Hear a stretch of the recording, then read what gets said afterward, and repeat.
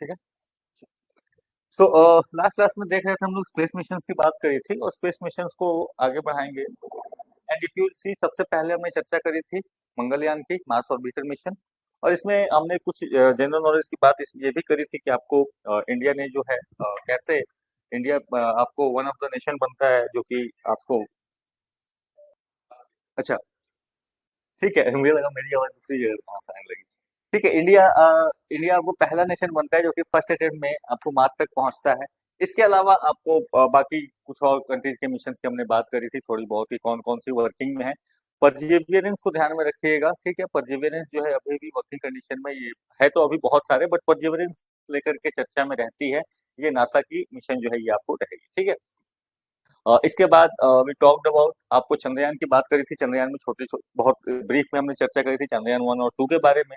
और इसमें जो चीज आपको ध्यान रखने वाली है वो यहाँ पे रॉकेट्स की है कि उस समय जो रॉकेट यूज हुआ करते थे वो पीएसएलवी हुआ करते थे। बाद में हेवी मिशन के लिए फिर आपका जीएसएलवी मैक 3 का यूज होने लगा, ठीक है। और पहले मिशन में आपको वाटर डिस्कवरी जो है वो आपको मेजर वहां से टेक ऑफ आपको कह सकते हो कि आपको रहा। इसके अलावा चंद्रयान 2 की बात करिए, चंद्रयान 2 में वी ऑल्सो टॉक्ड अबाउट कि भाई ये तो आपको इंडिया का मिशन जो है हाफ सक्सेस था, ठीक है, या हाफ फेलियर, अब जिस तरीके से कहो। और यहाँ पे हमारा जो ऑर्बिटर था वो तो ठीक था, बट जो लैंडर था वो फेल हो गया था।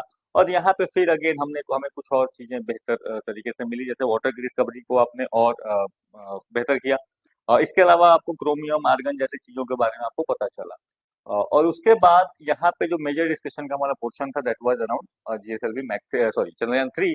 और यहाँ पे हमने बात करी पहली चीज की, जो यहाँ पे जीएसएलवी मैक 3 था ये आपका मेजर यहाँ पे चेंज था, एक तरीके से आपको देखने मिलेगा। और इसके अलावा lander module, propulsion module and rover गया था, यहाँ पे ऑर्बिटर मॉड्यूल नहीं गया था, ये चीज ध्यान रखेंगे। ऑर्बिटर मॉड्यूल जो था वो चंद्रयान 2 का ही यूज हुआ, जो चंद्रयान 2 का जो ऑर्बिटर था जो मून पे चक्कर लगा रहा है। हाँ, तो उसी का उसको उसको यहाँ से फिर से इन्होंने ये लेके नहीं गए थे, ठीक है। वो आपको चंद्रयान 2 वाला ही पोर्शन जो है वो काम कर रहा था, तो ये थोड़ा सा कॉन्सेप्ट आप क्लियर रखेंगे। और ये सारी चीजें हमने करी थी किस तरीके से वो ट्रांसफर ऑर्बिट का यूज करता है। यहाँ पे थोड़ी बहुत इनके पेलोड्स की मैंने बात करी थी, आप याद रखने का प्रयास करें, जैसे रंभा था, ठीक है। तो रंभा का बेसिक पर्पस था कि आपको मून के नियर सरफेस में किस तरीके की चीजें मिलती हैं, एटमोस्फेयर किस तरीके से काम करता है वहां पे। मेजरली वो प्लाज्मा डेंसिटी को मेजर करने गया था। इसके अलावा चार्ट की बात करी थी, इसका पर्पस है कि थर्मल एक्सपेरिमेंट करके वो पता लगाए कि मून के आपको सरफेस में या क्रस्ट में किस तरीके से चीजें मूव कर रही हैं, ठीक है, हीट कैसे मूव कर रहा है। तो उसके बेसिस पे वो किस तरीके की वो केमिकल कंपोजिशन का क्या है वो शायद पता लगा सके। इल्सा का जो पर्पस था वो सिस्मिक एक्टिविटी को मेजर करना, ताकि मून के आपको स्ट्रक्चर को, क्रस्ट एंड मेंटल के स्ट्रक्चर को वो पता लगा सके। ये बेसिक तो रंभा, चेस्ट एंड इल्सा था। और इसके अलावा आपको ये एपी एक्सेस, तो ये एक्सरे स्पेक्ट्रोमीटर, अगेन ये केमिकल कंपोजिशन का जो है पता लगाने का इसका पर्पस। और लीफ जो है इन दोनों को मिला करके वही चीजें थी कि मिनरल्स क्या है, क्या केमिकल कंपोजिशन है, उसको हम पता लगाएं। उसके अलावा सेफ पेलोड जो है ये आपको बेसिकली अर्थ को स्टडी कर रहा है, नॉट की मून, ठीक है। तो ये अर्थ के को स्टडी करने के लिए सेफ पेलोड, ये आपको ध्यान रखना है। इसके बाद चंद्रयान 3 की हमने बात करी कि आपको कुछ कुछ ऑब्जर्वेशन हम चंद्रयान 3 से अभी तक हमको क्या मिले हैं। तो पहली चीज की टेम्परेचर आपको 70 डिग्री से ऊपर आपको होता हुआ दिख रहा है। इसके अलावा बहुत सारे एलिमेंट जैसे कि एल्यूमिनियम, कैल्शियम, आयरन, क्रोमियम, ये चीजें आपको देखने को मिली हैं। तो ये सारी चर्चा हम जो है कर चुके हैं। प्लाज्मा, थिन प्लाज्मा आपको थोड़ा सा मिला वहां से, यानी कि वहां पे आयंस का प्रेजेंस, रेडियो वेव्स जो है वो पास कर सकते हैं डेफिनेटली। तो ये चीजें हमें चर्चा करी। इसके अलावा there is a possibility of quakes on the moon, कि जिस तरीके से धरती पे भूकंप आते हैं तो हो सकता है कुछ तरीके से कुछ नेचुरल तरीके से सेस्मिक एक्टिविटी जो है मून के सरफेस पे भी होती हो।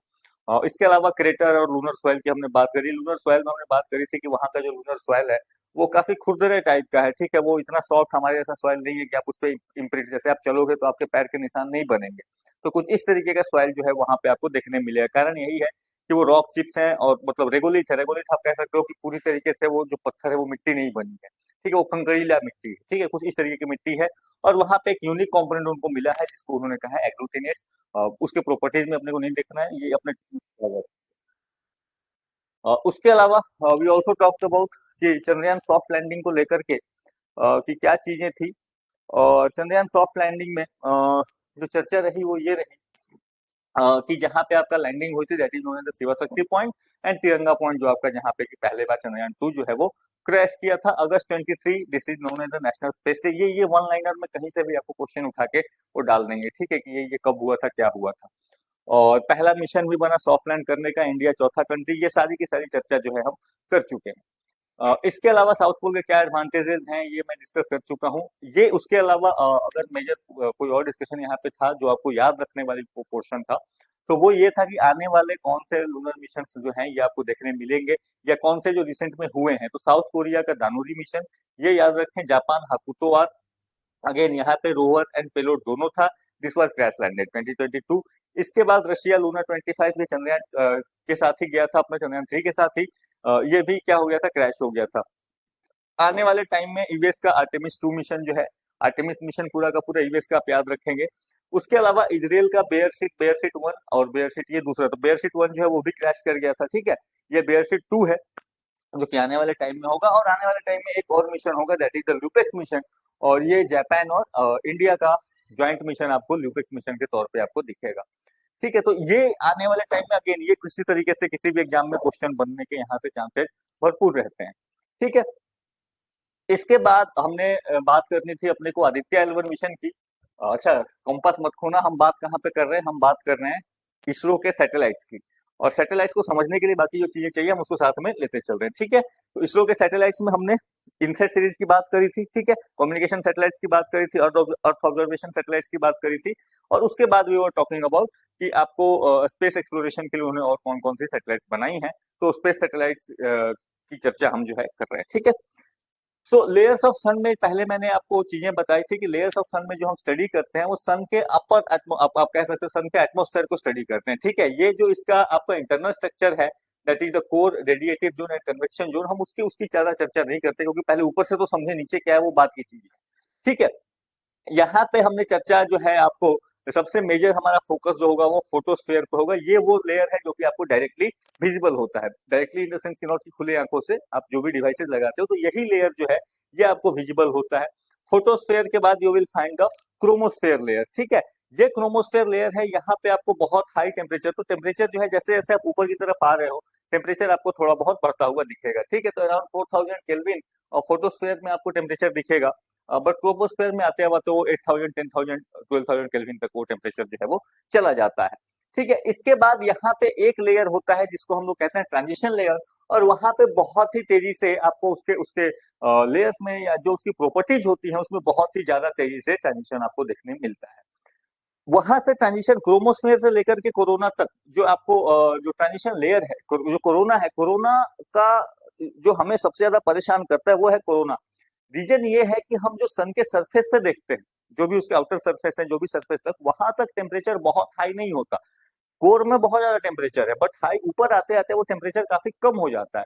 बट सडनली कोरोना वो रीजन है जहां पे कि टेम्परेचर आपको फिर अचानक से मिलियंस में पहुंच जाता है, ठीक है। तो वो प्रोसेस कि आखिर ये कैसे हो रहा है, क्यों हो रहा है, ये हमारे लिए आज भी एक पहेली बनी हुई है। तो मेजर जो स्टडीज आज के डेट में हो रही है, दैट इज टू अंडरस्टैंड कि ये कोरोना का जो लेयर है, जो ये ग्लो दिखता है, कोरोना का वो ग्लो है, अर्थ से वो एक ही कंडीशन में दिखता है जब अर्थ पे पूरी तरीके से आपको सोलर इक्लिप्स हो, पूरी कंप्लीट तरीके से सोलर इक्लिप्स होगा, ठीक है। जब सूर्य ग्रहण होगा, सूर्य ग्रहण बोला, हाँ, सूर्य ग्रहण जब होगा उस टाइम में क्या होगा कि जब आपका सन ढक जाएगा तो उसका कोरोना का लेयर जो होता है वो विजिबल दिखता है, ठीक है। एक टाइम वही बस होता है जो हमें दिखता है विजिबल।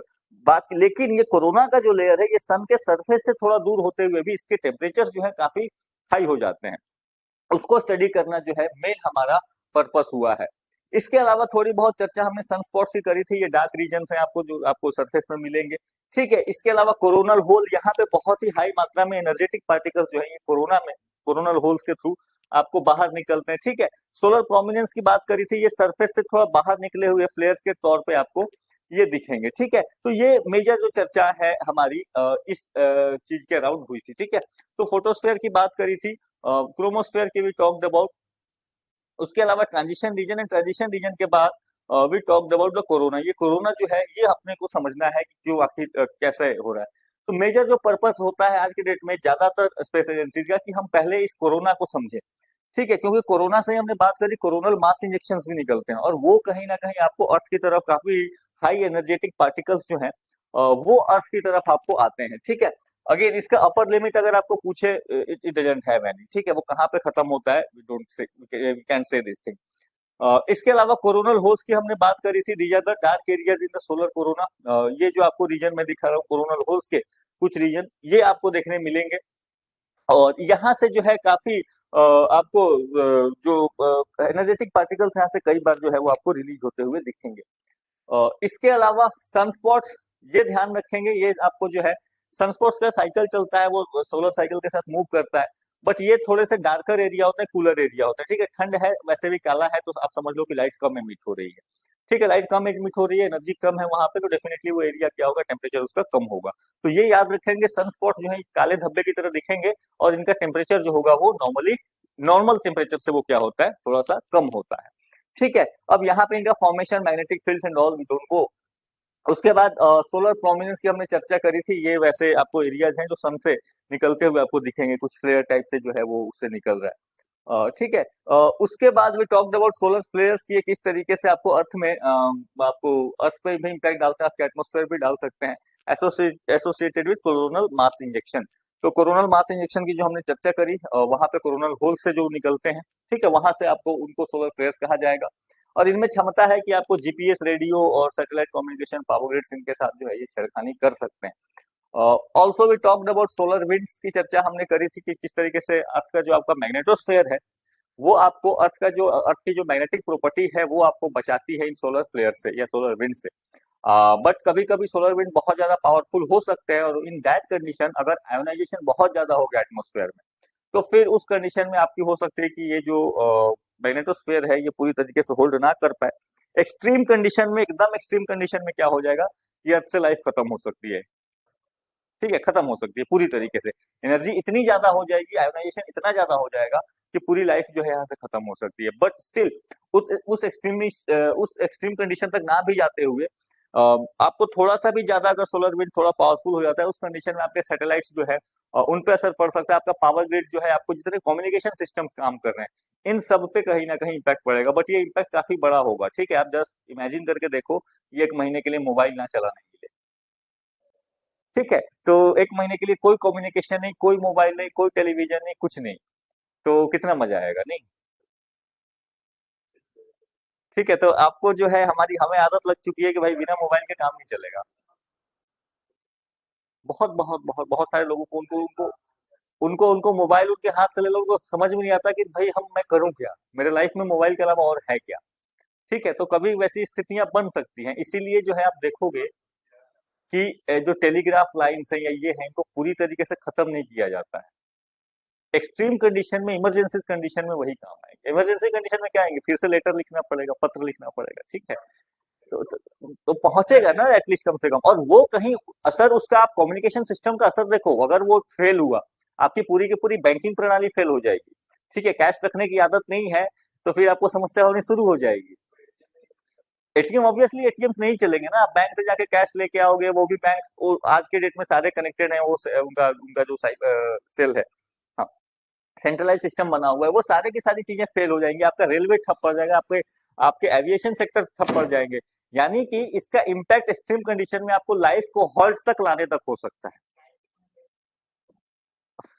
जो डूम्सडे की हम कल्पना करते हैं ना, कैसा होगा, खाना होगा आपके पास, ठीक है, बट उसके अलावा जो है चीजें आपके पास काफी मुश्किल हो जाएगी, ठीक है, टेम्परेचर ऑब्वियसली जो है वो टेम्परेचर वगैरह आपको बढ़ता हुआ दिखेगा, तो ये समस्या इस कंडीशन में हो सकती है, ठीक है। बट इसका एक खूबसूरत पहलू भी है, जो है आपको ऑरोरा लाइट्स, ठीक है, लोग जो है जाते हैं कि भाई थोड़ा सा, हाँ ठीक है ना, अच्छा है, अपने को क्या है।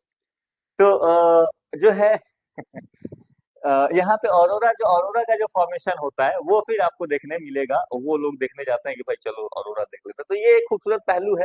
तो किसी भी कोई भी चीज कम मात्रा में हो तो खूबसूरत होती है, एक्सट्रीमिज्म में जब चली जाती है तो फिर वो खतरनाक हो जाती है, ठीक है। तो आप जब फिलोसफी वगैरह भी पढ़ेंगे तो बुद्धिज्म की फिलोसफी आपको मिलेगी, मध्य मार्ग की फिलोसफी मिलेगी, ठीक है, कि किसी भी चीज का एक्सट्रीम होना, वो फिर जो है वो फिर आपको नुकसान कर देता है, ठीक है।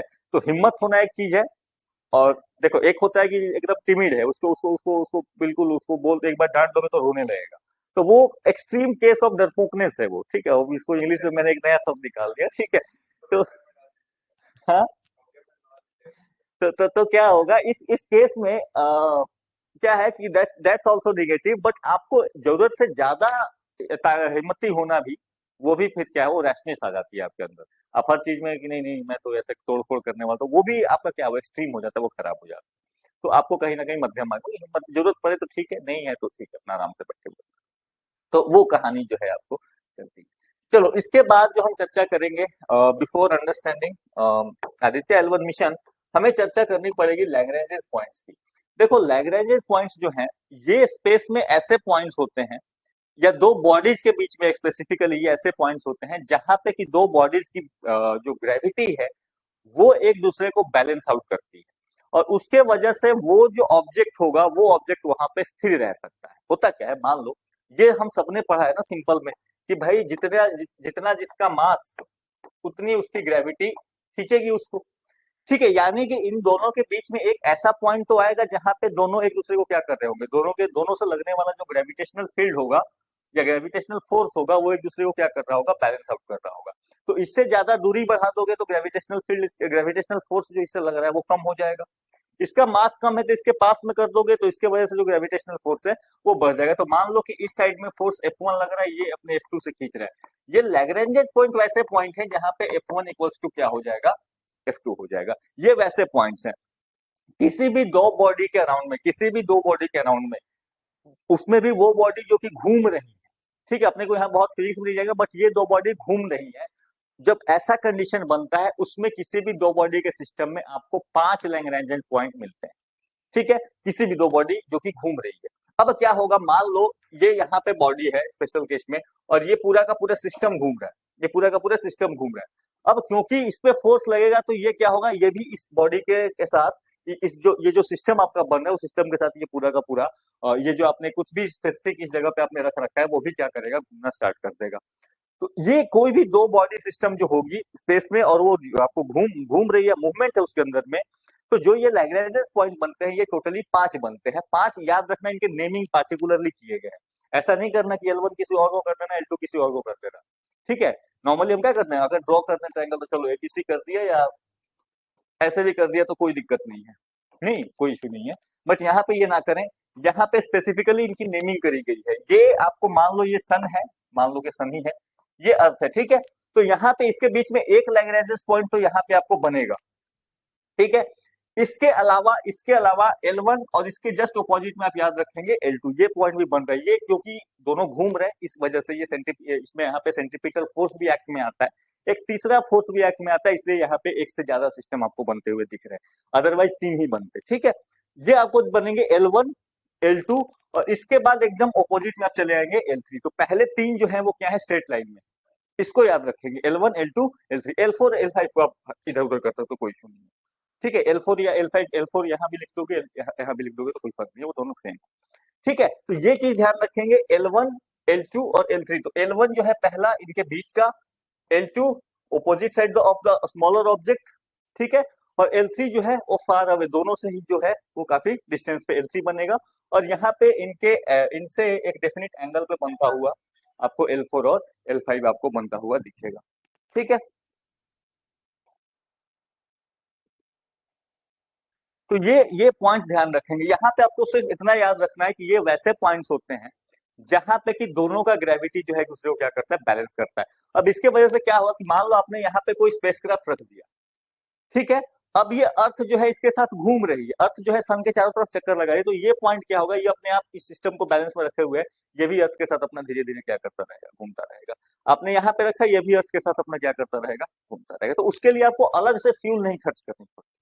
ठीक है, ये वैसे पॉइंट्स है जहां पे कि अगर आप किसी स्पेस शटल को रखते हो, किसी भी स्पेस सैटेलाइट को रखते हो, तो इसको घूमने के लिए अपना अलग से क्या होगा, अपना फ्यूल इसको खर्च नहीं करना पड़ेगा। ठीक है, ये आपको बस इतना ही याद रखना है, एग्जाम पर्सपेक्टिव में इससे ज्यादा वो नहीं पूछेगा, इसके इसके आसपास की वो फिजिक्स नहीं पूछने लगेगा, अच्छा ये कैसे बन रहा है। ठीक है, हाँ जी, ये लैग्रेंज ये साइंटिस्ट हैं, इन्होंने बताया कि अच्छा ऐसा ऐसे सिस्टम्स बन सकते हैं। ठीक है, तो यहाँ पे क्या है कि these are simply what, these are the positions. Lagrange points क्या है, पॉइंट्स का मतलब कोई पोजीशन है in the space where objects tend to stay due to gravitational force. Gravitational force इस तरीके से काम करती है कि वो वहां पे उस पे जो नेट फोर्स है वो जीरो है, और वो अपना उसी तरीके से वहां पे रहता है, वो किसी की तरफ खींचेगा नहीं। ठीक है, यहाँ पे ध्यान रखेंगे, यहाँ पे 5 लैग्रेंज पॉइंट्स होते हैं। ठीक है, in the two body gravitational system. Two body यानी मैंने चर्चा करी, कहीं भी दो बॉडीज होना चाहिए, कहीं भी दो, कोई भी दो बॉडी होगी उसके बीच में लैग्रेंज पॉइंट बनता है। हम यहाँ पे किसके बीच में चर्चा करेंगे, टॉकिंग अबाउट सन एंड। ठीक है, तो यहाँ पे ध्यान रखेंगे with L1 L2 and L3, और यहाँ पे फिर L4 and L5। L1 L2 L3 को अनस्टेबल कहा जाता है, L4 L5 को स्टेबल कहा जाता है। इसके पीछे कहानी यह है कि L1 L2 L3 में जो अनस्टेबल पॉइंट है वहां पे आपको थोड़ी बहुत फ्यूल कभी कभी खर्च करनी पड़ेगी, वहां पे आपको अपने आप को ऑर्बिट थोड़ा बहुत एडजस्ट करना पड़ेगा, वो 100% परफेक्ट पॉइंट्स नहीं है। बट L4 एंड L5 जो है, these are the stable point, वहां पे कोई भी इशू नहीं आती। वहां पे अगर आपने कोई सैटेलाइट पहुंचाया तो फिर वहां पे आपको बीच बीच में वो मैन्यूवरिंग करने की जरूरत नहीं पड़ेगी, एक बार भेज दिया तो हो गया काम खत्म। ठीक है, और तो सिंपल सी बात है, यहाँ पे रहने के अपने फायदे हैं कि आपको फ्यूल जो है वो कम खर्च होगी। अब हर पॉइंट की अपनी अपनी खासियतें हैं, हर पॉइंट की यहाँ पे अपनी अपनी खासियतें हैं। जैसे देखो कि अगर आप L1 की बात करो, लिख लेना कोई इशू नहीं, L1 की बात करोगे तो L1 के एकदम सन के सामने, उस पर कोई भी आपको ऑब्स्ट्रक्शन नहीं है। ठीक है, वो आराम से हमेशा क्या कर सकता है, ये अर्थ के साथ, अर्थ जैसे जैसे घूमेगी अर्थ के साथ घूमेगा, और ये यहाँ पे अगर कोई भी सैटेलाइट है वो रेगुलरली क्या कर सकता है, सन को ऑब्जर्व कर सकता है। यहाँ पे इसके ऑब्स्ट्रक्शन में कोई भी रुकावट नहीं है, कभी भी नहीं आएगी। ठीक है, क्योंकि मून भी है तो मून का तो ऑर्बिट छोटा सा है, ये कहाँ इसको डिस्टर्ब करेगा।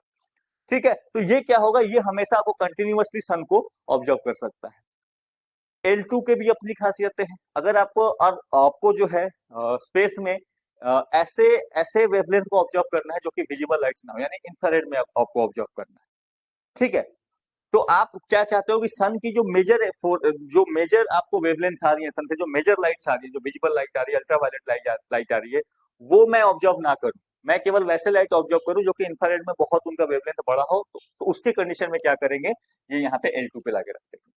ठीक है, जो आपका अभी जेम्स वेब स्पेस टेलीस्कोप गया है, ये आपको अर्थ को कहां से ऑब्जर्व कर रहा है, ये L2 से कर रहा है, क्योंकि उसका वेवलेंथ ऑब्जर्व करने का वो दूसरा है, वो छुप के ऑब्जर्व करना चाहता है, क्योंकि यहाँ से आपको क्या होगा, मेजर फोकस, मेजर सन के जो लाइट्स हैं वो यहाँ पे नहीं दिखेंगे।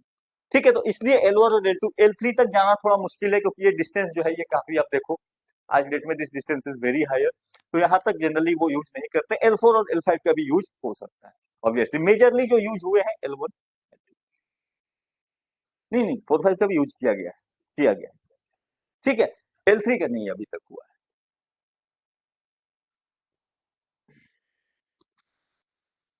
ठीक है, यहाँ पे ध्यान रखेंगे तो L1 क्या है, L1 का मेन पर्पस ही, और L1 इसलिए डिस्कस भी कर रहे हैं कि जो आपका आदित्य L1 मिशन गया है, तो नाम से आपको समझ में आ गया L1, वो लैग्रेंज पॉइंट 1 की ओर गया, वो L1 वही दिखा रहा है आपको। ठीक है, अब यहाँ पे अदर जो स्पेस मिशन हैं जो पहले से आपको गए हुए हैं, तो एक मिशन है सोहो, उसके अलावा जेम्स वेब स्पेस टेलीस्कोप, ये दो मिशन जो है ये आपको सन को ऑब्जर्व करने वाले जो आपको फेमस मिशन, हालांकि जेम्स वेब का ब्रॉडर ऑब्जेक्टिव है, वो केवल सन को ऑब्जर्व नहीं कर रहा, वो पूरे अपने यूनिवर्स को ऑब्जर्व कर रहा है।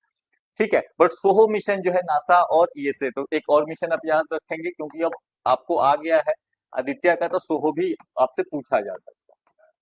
हाँ जी, NASA and European Space Agency का मिला करके, ठीक है, दोनों का कंबाइंड एफर्ट है, और इन्होंने सोहो ऑब्जर्वेटरी लॉन्च करी। ठीक है, तो सोलर हेलियोस्फेरिक ऑब्जर्वेटरी उसका नाम है करके, बट सोहो मिशन याद रखो। इसके अलावा James Webb space telescope, again ये नासा का, तो जेम्स वेब स्पेस टेलीस्कोप को थोड़ा सा डिस्कस करूंगा मैं, अगले चैप्टर्स में डिस्कस करूंगा। ठीक है, जब यहाँ पे हम बात करेंगे डीप यूनिवर्स की। ठीक है, हाँ जी, रह सकते हैं ना, एल पॉइंट छोटा सा पॉइंट नहीं, वो थोड़ा एरिया है। हाँ, तो इसीलिए थोड़ा बहुत एग्जैक्ट पॉइंट नहीं होगा, वो एरिया होगा, इसीलिए थोड़ा बहुत आपको बैलेंसिंग करनी पड़ेगी। इसके अलावा और भी सोलर मिशन हैं, जैसे कि पार्कर सोलर प्रोब भी आप लिख सकते हैं, ये तो सोहो मिशन ही है। कुआफू 1, तो नाम से आपको पता चल जा रहा होगा किसका है। ठीक है, तो सर्च माने किसका है, पार्कर सोलर प्रोब। क्या, एस्टेरॉइड आ सकता है, वो तो आते रहते हैं। अरे कुछ नहीं होगा, चिंता मत करो। वो देखो, ट्रेजेक्ट्री इनकी कभी कभी वो अभी ऑब्जर्व कर रहे हो, चेक करके बताएंगे, नहीं नहीं वो अर्थ जो है नियर मिस हो जा रहा है, डोंट वरी, चिंता ना करें, अब तैयारी करते रहे। ठीक है, धरती खत्म नहीं हो रहा है। नहीं नहीं, मतलब कहने का मतलब ये सोचोगे ना कि अरे 2030 में खत्म ही हो रहा था, जॉब करूंगा उसके 10 साल में ही खत्म हो जानी है कहानी। तो ये सब नहीं सोचना है, ठीक है, अपनी तैयारी करते रहें, कुछ नहीं होना है। चलो तो आपको SOHO mission, Parker Solar Probe and Kuafu, ये मिशन आप जो है याद रखेंगे। ये सन से रिलेटेड तीनों मिशन है।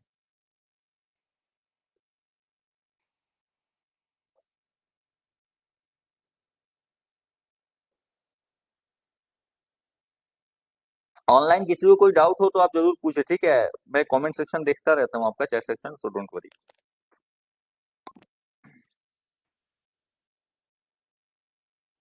ठीक है, तो सोहो का ही फुल फॉर्म है ये, सोलर एंड हेलियोस्फेरिक ऑब्जर्वेटरी। ठीक है।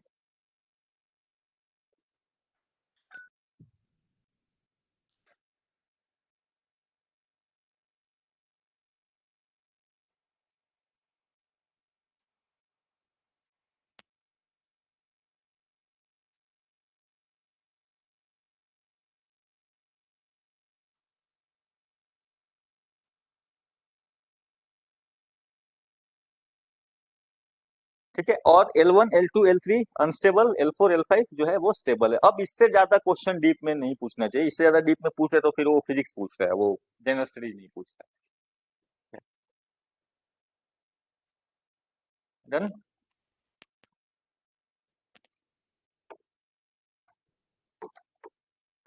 चलो, तो यहाँ पे Lagrange's point, Aditya L1 mission की अब हम चर्चा करते हैं। उतना लैग्रेंजेस पॉइंट अपने को उतना ही समझना था आदित्य L1 मिशन के पर्पज से।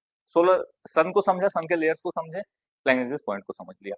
तो इसरो ने क्या करा, ISRO successfully placed inside first space based solar mission and Lagrange's point L1, ये प्लेस लिखा, लिख लो, इसरो विल। ठीक है, अभी पहुंचा नहीं है वहां तक। ठीक है, अब मैंने फ्यूचर में ये कर दिया, वो पहुंचा नहीं अभी तक, but it will reach at Lagrange's point L1 for sun study. और यहाँ पे अगेन जो रॉकेट याद रखना है, तो देखो जीएस में ये ध्यान रखना क्वेश्चन किस तरीके से बन सकते हैं। यहाँ पे जो रॉकेट उन्होंने यूज किया है दैट इज पीएसएलवी। ये चीजें कंफ्यूज करती हैं कई बार। ठीक है, कि अच्छा हेवी मिशंस के लिए जीएसएलवी यूज हो रहा था, बट यहाँ पे पीएसएलवी को उन्हें ज्यादा भरोसा रहता है। इंडिया जो आपका इसरो का वर्कफोर्स है वो पीएसएलवी ही है, तो यहाँ पे इन्होंने अपना पीएसएलवी यूज कर लिया। और ये ध्यान रखेंगे ये भारत का क्या है, पहला सोलर मिशन। इससे पहले हमने सोलर मिशन आपको कभी भी यूज नहीं किया है। यहाँ पे it will be placed in hello orbit. ये सोलर ऑर्बिट के तरीके से एक हेलो ऑर्बिट बनता है जो L1 पॉइंट के आसपास में ऑर्बिट बनेगा वहां पे, ठीक है। और यहाँ पे ये कहाँ रखेंगे, this will be at L1 Lagrange point. इसका पर्पस ये है कि वो ऑर्बिट, इसको इसलिए कहा गया है कि L1 पोजीशन पे जब वो है तो वहां पे वो अर्थ एंड सन सिस्टम के साथ साथ वो घूम रहा होगा। ठीक है, उसके रिफ्लेक्ट उसके पोजीशन में वो स्टेशनरी है दोनों के पोजीशन में, बट ओवरऑल अगर स्पेस पर आपको सैटेलाइट को ऑब्जर्व करोगे तो वो क्या कर रहा है, वो घूम रहा है। तो वो जो घूम रहा है उस ऑर्बिट को क्या कहा गया, that is known as L1 halo orbit. ठीक है, तो हेलो ऑर्बिट में जो है ये आपको घूमेगा अराउंड द L1। और इसकी जो डिस्टेंस है, अगेन एग्जैक्ट डिस्टेंस ना याद रखने के चक्कर में पड़े, almost 1.5 million kilometre from the earth. ठीक है, तो अर्थ से जो दूरी है करीब करीब 15 लाख किलोमीटर की जो है ये आपको देखने मिलेगी। इसके अलावा सैटेलाइट का वेट पूछना नहीं चाहिए, ठीक है, बट अगेन 1500 केजी क्लास की सैटेलाइट है, तो एक आपको रफ सब आइडिया हो जाएगा कि कितनी हेवी होगी। अगेन एग्जैक्ट एग्जैक्ट वेट नहीं है, 1500 कुछ है इसका वेट, बट 1500 केजी सैटेलाइट है। और यहाँ पे जो मेजरली आपको 7 पेलोड्स हालांकि दिए गए हैं, नाम याद रख लेना।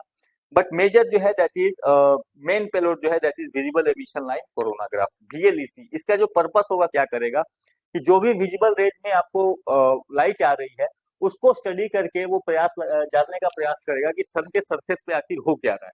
ठीक है, जो कोरोना है और वहां जो सन के आउटर स्फेयर है, जो फोटोस्फेयर का रीजन है, वहां पे एक्चुअली क्या चीजें हो रही है, किस तरीके से ये जो लाइट्स का आपको एमिशन हो रहा है। तो लाइट्स को स्टडी करके उनका सोर्स कैसा है, क्या वहां पे चीजें हो रही है, उसको जानने का प्रयास जो है ये आपका मेन ऑब्जेक्टिव आदित्य का है, वही है।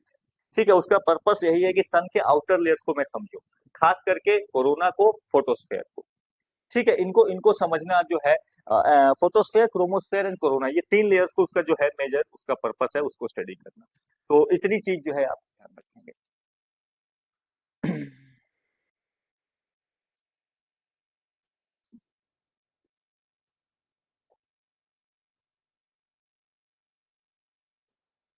ठीक है, तो VLEC, visible emission line coronagraph.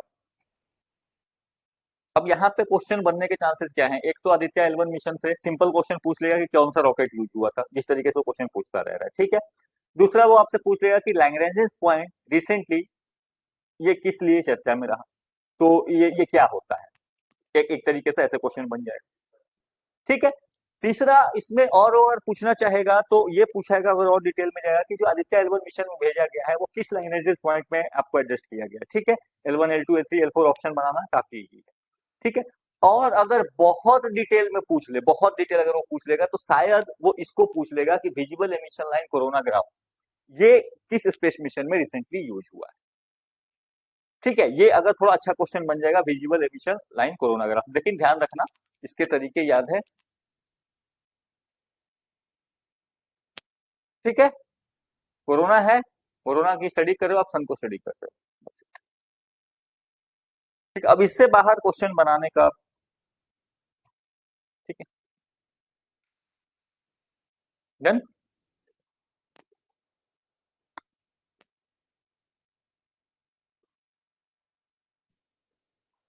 So basic objective, तो ऑब्जेक्टिव वही है कि आप क्या करो, सन के कोरोना को स्टडी करो, सन के लेयर्स को स्टडी करो। मेजरली आप कोरोना को स्टडी करने को जा रहे हो। वो वही पर्पस है कि आपका फोटोस्फेयर जो है, फोटोस्फेयर क्यों इतना ठंडा है भाई, कोरोना की टेम्परेचर इतनी बढ़ जाती है, मिलियंस में पहुंच जाती है, और फोटोस्फेयर जो है आपका 5,000 से 10,000 केल्विन के बीच में उसका टेम्परेचर रहता है। तो ये मेजर डिफरेंस क्यों आता है और कैसे आता है, वो स्टडी करना, वो उनका मेन पर्पस है। वो वहां पे आपको जो सन का अपर एटमॉस्फेयर है, वो सोलर अपर एटमॉस्फेयर डायनेमिक्स क्या चीजें वहां पे हो रही है, किस तरीके से वहां पे काम है, इसके वजह से ये चीजें हो रही है, ठीक है। और इसके अलावा वहां पे study of chromospheric and coronal heating, आखिर वहां पे किस तरीके से ये जो टेम्परेचर में चेंज आता है, वो आखिर कहीं ना कहीं तो हीट सोर्स जनरेट हो रहा हो, कहीं ना कहीं से हीट जनरेट हो रहा होगा, जो कि ये हीटिंग करा रहा है। तो ये पर्पज ये कहाँ से हो रहा है, कैसे हो रहा है, मेजर जो है अपने को आप इतना ही नोट कर लो इसको, कि सोलर अपर एटमॉस्फेरिक डायनेमिक्स को ये पढ़ने के लिए गया हुआ है। इसके अलावा स्पेस वेदर में क्या क्या चेंजेज आती हैं, तो धरती के वेदर को तो अभी समझ नहीं पा रहे हैं, बट चलो कम से कम स्पेस वेदर को समझे, ये स्पेस वेदर में क्या चीजें चेंज हो रही है, ठीक है। तो उसको भी पढ़ना, क्योंकि ऑब्वियसली सोलर फ्लेयर्स जब आएंगे या कोरोनल मास इंजेक्शन होता है तो आपको स्पेस वेदर पे इम्पैक्ट डालता है, ठीक है। स्पेस में जो वेदर है उस पर इम्पैक्ट डालेगा, तो आप उसको भी समझने का यहाँ से क्या कर रहे हो, पर्पस आपका है। साथ ही साथ जब आप स्पेस को समझोगे, स्पेस वेदर को समझोगे, तो आप ये भी समझोगे कि हमारे ऊपर क्या इम्पैक्ट हो सकता है, ठीक है। सोलर फ्लेयर्स का हम पे क्या इम्पैक्ट हो सकता है, सोलर विंड का हम पे क्या इम्पैक्ट हो सकता है, या इनसे कैसे बचा जा सकता है।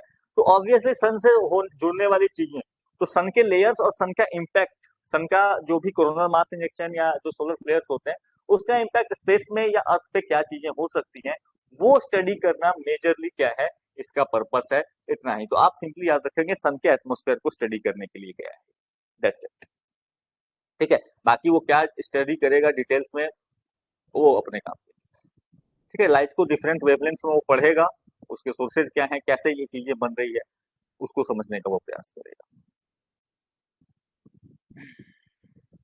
हम्म, चलो, अच्छा। हम्म,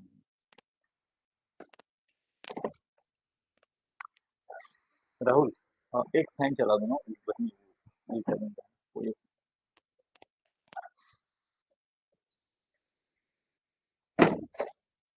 ठीक है,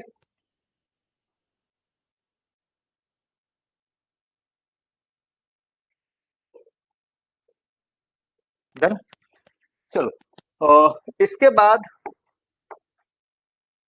यहाँ पे इसके कुछ प्रोब्स गए हैं, जो आपको आप पेलोड कहोगे, वो आप बेसिकली मेजर कर लो। इसमें मेजर पेलोड मैंने आपको बताया VELC है। इसके अलावा सूट, सोलेक्स एंड हेलियोस, ये तीन याद रखना।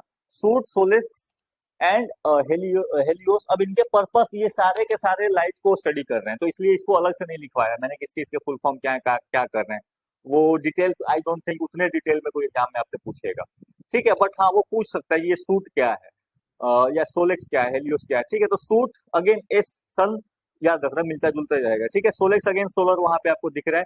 हेलियो में फिर हेलियो ऑब्जर्वेटरी, हेलियो ऑर्बिट की बात, हेलो ऑर्बिट की बात करी हमने, ठीक है। तो हेलियोस को आप उस तरीके से याद रखना है, हेलियोस नहीं है वो, एक्चुअली हेल वन ओएस है, बट ठीक है, हेलियोस याद रखो, याद रखना आसान है, ठीक है। इसके अलावा और भी है, एस्पेक्ट्स है, पापा है, ठीक है, तो नाम ऐसे ऐसे मिशन, तो पापा एंड सूट याद रखना, ठीक है। ये थोड़ा अजीब दिख रहा है मतलब, ठीक है, पापा सूट पहनते हैं तो पापा।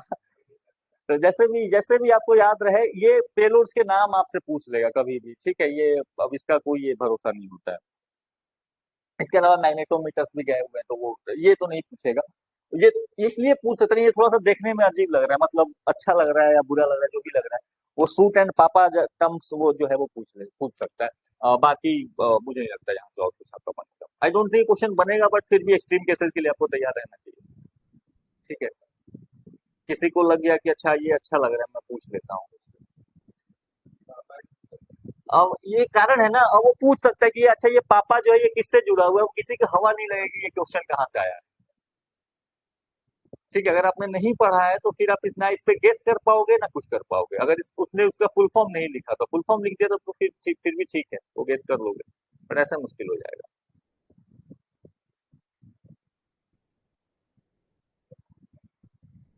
ठीक है, तो आपको कुछ लिखवाए थे चंद्रयान 3 वाले, और ये आदित्य एल वाले।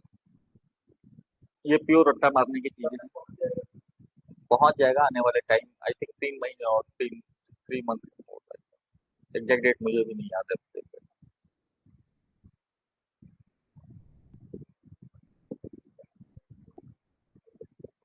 सितंबर तक था शायद पहुंचने का। ठीक है, चलो। तो ये था आदित्य L1 पेलोड्स वगैरह, आप थोड़ा सा ध्यान रखें। इसके बाद गगनयान अभी लॉन्च नहीं हुआ है, तो गगनयान से क्वेश्चन बनने के चांसेस बहुत कम है। एक दो क्वेश्चन जो मैं बनेगा वो बता देता हूँ। यहाँ से अब क्योंकि बीपीएससी को आदत है नाम पूछने की, डेट पूछने की, ठीक है, तो जो 4 लोग सिलेक्ट हुए हैं, प्रशांत बालाकृष्णन नायर, ठीक है, Angad Pratap, Ajit Krishnan and wing commander Shubhanshu Shukla. ये 4 नाम जो चयनित हुए हैं आपको गगनयान मिशन में जाने के लिए, ठीक है। तो ये जो लोग होंगे राकेश शर्मा की तरह ये भी जाएंगे आपको स्पेस में। तो राकेश शर्मा पहली बार कब गए थे? 1984, 1984 याद रखेंगे। इंदिरा गांधी की हत्या कब हुई थी? हाँ जी, कैसा दिखता है ऊपर से? ठीक है, तो याद रखेंगे आप राकेश शर्मा का कि देखो क्वेश्चन बनाने के तरीके कई हो सकते हैं। आप क्वेश्चन किसी के माइंड को नहीं पढ़ ये करो क्वेश्चन कैसे बनाएगा। वो पूछ देगा कि राकेश, अब नॉर्मली बच्चे क्या कर गए होंगे, याद कर गए अच्छा राकेश शर्मा कब गया था, कब गया था, कब गया था। किसी से लोग क्या पूछेगा, राकेश शर्मा जब स्पेस में गए थे भारत का प्राइम मिनिस्टर कौन? अब लगाओ तुम दिमाग। ठीक है, तुम रट्टा मार के गए हो इतना, अब तुम सोचते हो अच्छा पाया, तुमको लगाना पड़ेगा। ठीक है, तो चलो या 1984। ठीक है, तो आप आंसर करते रहें, चैट सेक्शन में भी आप करेंगे तो आपको क्या लगेगा कि मैं थोड़ा बहुत इंगेज हूँ, अदरवाइज वो नींद आने लगती है ऑनलाइन क्लासेस में। ठीक है, मेरे सामने चलो यहाँ पे थोड़ी सी नींद आ रही है तो कम से कम मैं देख रहा हूँ, वहां पे तो ठीक है। तो ये 4 नाम मुझे तो नहीं याद रहने वाला, मुझे पता है नहीं याद रहेगा, बट आप कोशिश करें याद रखने के लिए, ठीक है।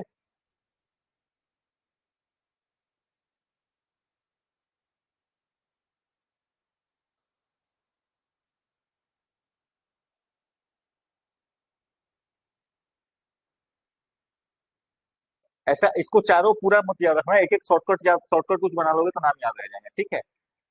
तो आप ना बोलो, जैसे बाला, यहाँ से बाला को याद रख लो, वहां से अंगद को याद रख लो, ठीक है। तो बाला अंगद कृष्णा, और चौथा में कुछ दिख नहीं रहा, शुभ, अजित कृष्ण बाला कृष्ण। हाँ ठीक है,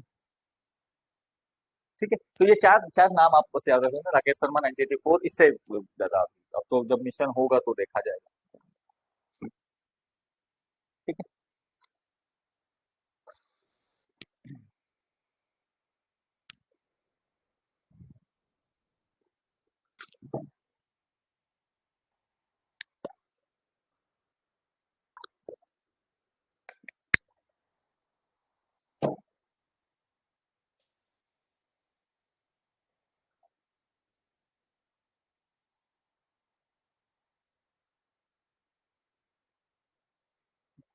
एक्चुअल में ये मिशन है क्या? ये मिशन है आपको कि 250-300 किलोमीटर जो आपका लोअर अर्थ ऑर्बिट्स होती हैं, वहां पे ये पहुंचेंगे और वहां पे जाके कुछ माइक्रोग्रेविटी कैसी चीजें हैं, क्या असर कर रही हैं, उनको स्टडी करेंगे। बेसिक ये पर्पस है।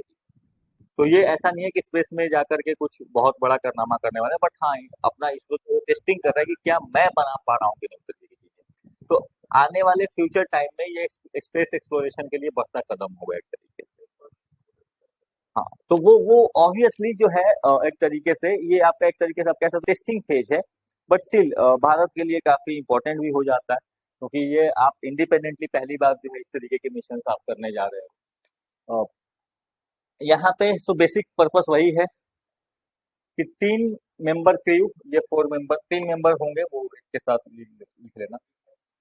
For a 400 kilometre orbit for a 3 day mission, तो 3 दिन का मिशन, ऑलमोस्ट 300-400 किलोमीटर के रेंज, 3 मेंबर क्रू, ये आपको याद। यहाँ पे जो व्हीकल यूज होगा दैट इज द LVM-3, यानी ये है GSLV मैक 3। ठीक है, solid liquid and cryogenic stages के लिए।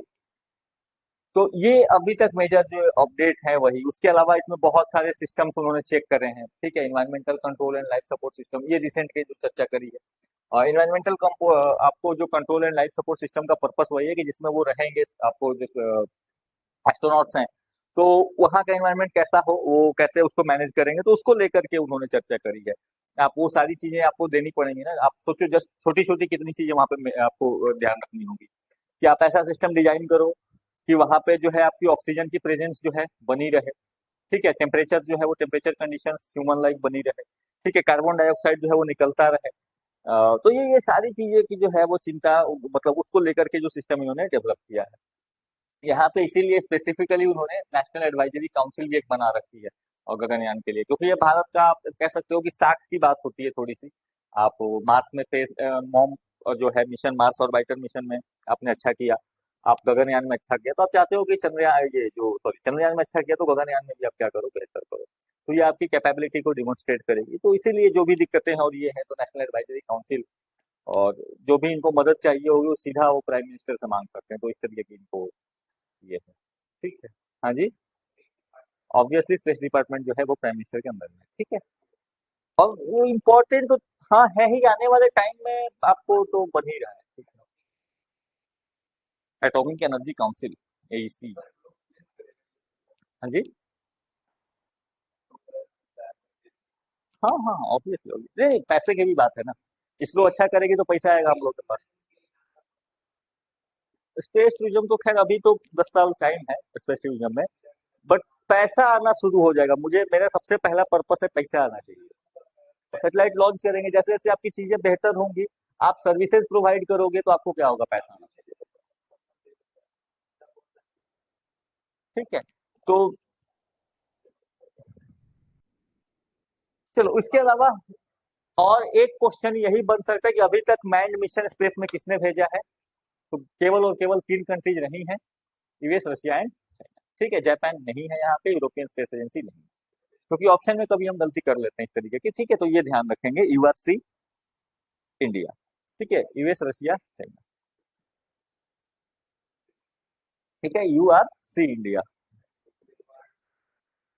जैसे याद रखो ये पर्पस है।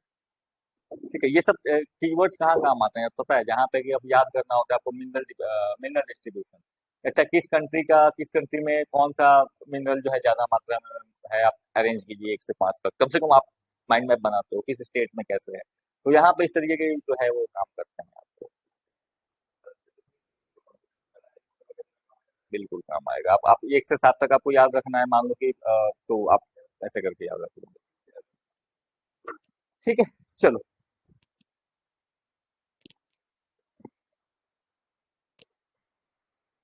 सो कुछ इस तरीके का आपको दिखेगा, क्रू कैप्सूल होगा और ये जो है आपका रॉकेट होगा। तो देखो क्रू कैप्सूल जो है वो इतना छोटा सा है। ठीक है, बाकी जो है आपका वो रॉकेट है। ठीक है, तो कुछ ऐसा ही, बाकी इसमें अभी बहुत ज्यादा डिटेल की अपने को जाने की जरूरत नहीं है, और जब होगा तब देखा जाएगा, जब होने लगेगा। ये याद रखना, लोअर ऑर्बिट में जा रहा है। ठीक है, ये नहीं है कि हायर ऑर्बिट में। लोअर ऑर्बिट 300-400 किलोमीटर के रेंज में जो है ये जाएंगे। बाकी तो स्टेटस अभी तक ये करंट की स्टेटस है कि अभी क्या है, ये नॉट नीड टू राइट। ठीक है, आप मेंशन करना है तो बस आप इसको मेंशन कर लेना, अवयव मित्रा को। ठीक है, ये इसका पर्पस है कि जो है बलि का बकरा किसको बनाया जाए, तो हमने बताया कि बलि का बकरा हम रोबोट को बना लेते हैं। ठीक है,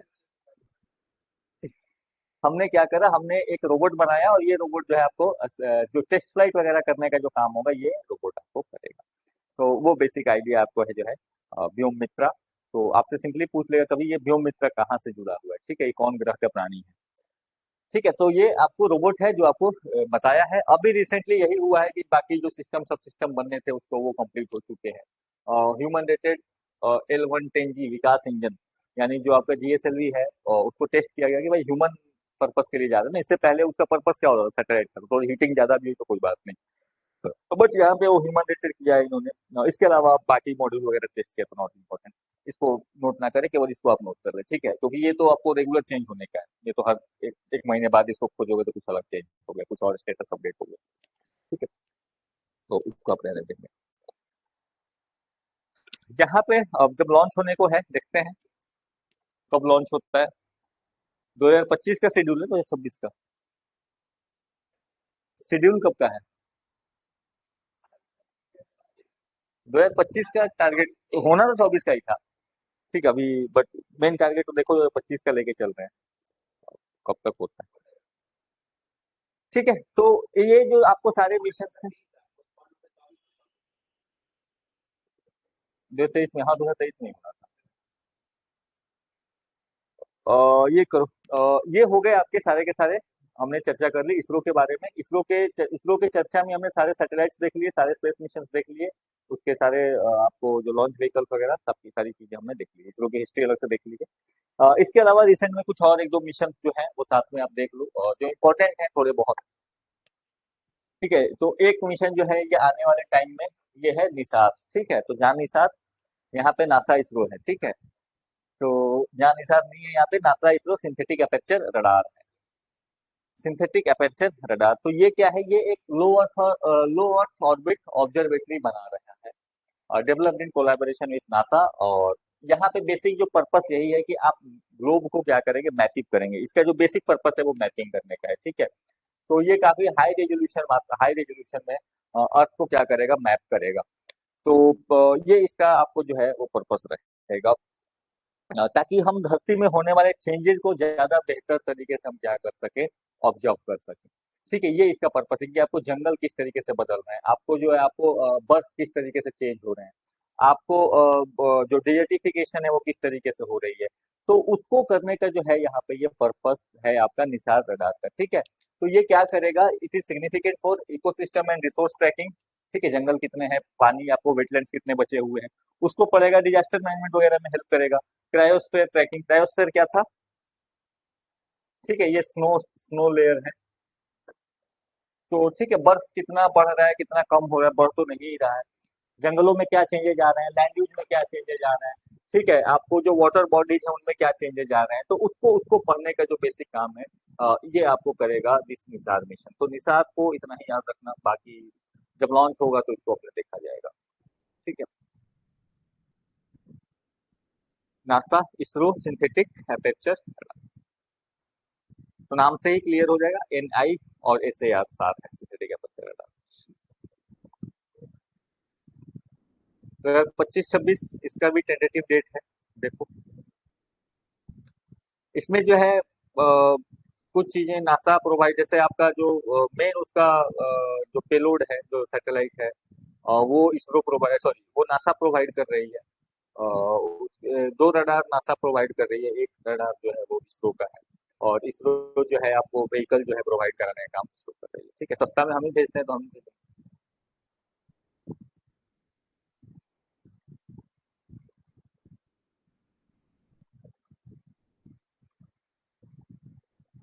ठीक है, डन।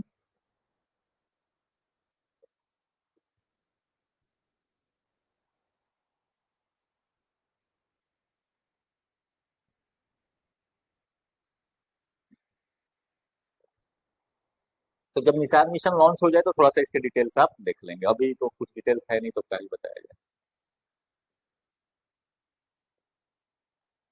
इसके अलावा आने वाले टाइम में और कुछ मिशंस, एक और फेमस मिशन लॉन्च होने वाला है, वो है जूस। जूस मिशन, ठीक है।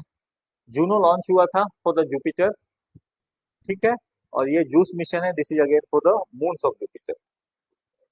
जुपिटर के मून्स के लिए जा रहा है ये, ठीक है। तो एक मिशन हमने पढ़ा था, थोड़ा बहुत शॉर्ट में ही पढ़ा था, यूरोपा क्लीपर, याद है किसी को? यूरोपा क्लीपर की हमने चर्चा करी, जिसमें क्या था कि यूरोपा जो आपका मून है, उसको उसको स्टडी करने का। किसमें? मेरा आवाज नहीं पहुंच रहा है? अच्छा। अच्छा, पंखा की वजह से, got it got it got it, कोई नहीं, एक ही क्लास है, मैं यूज कर सकता हूँ, ठीक है। कोई नहीं, नहीं है तो मेरे पास है उपाय, don't worry. Just minute, just minute. नहीं, अगर नहीं पहुंच तो बोलने का है ना कि नहीं पहुंच रहा है।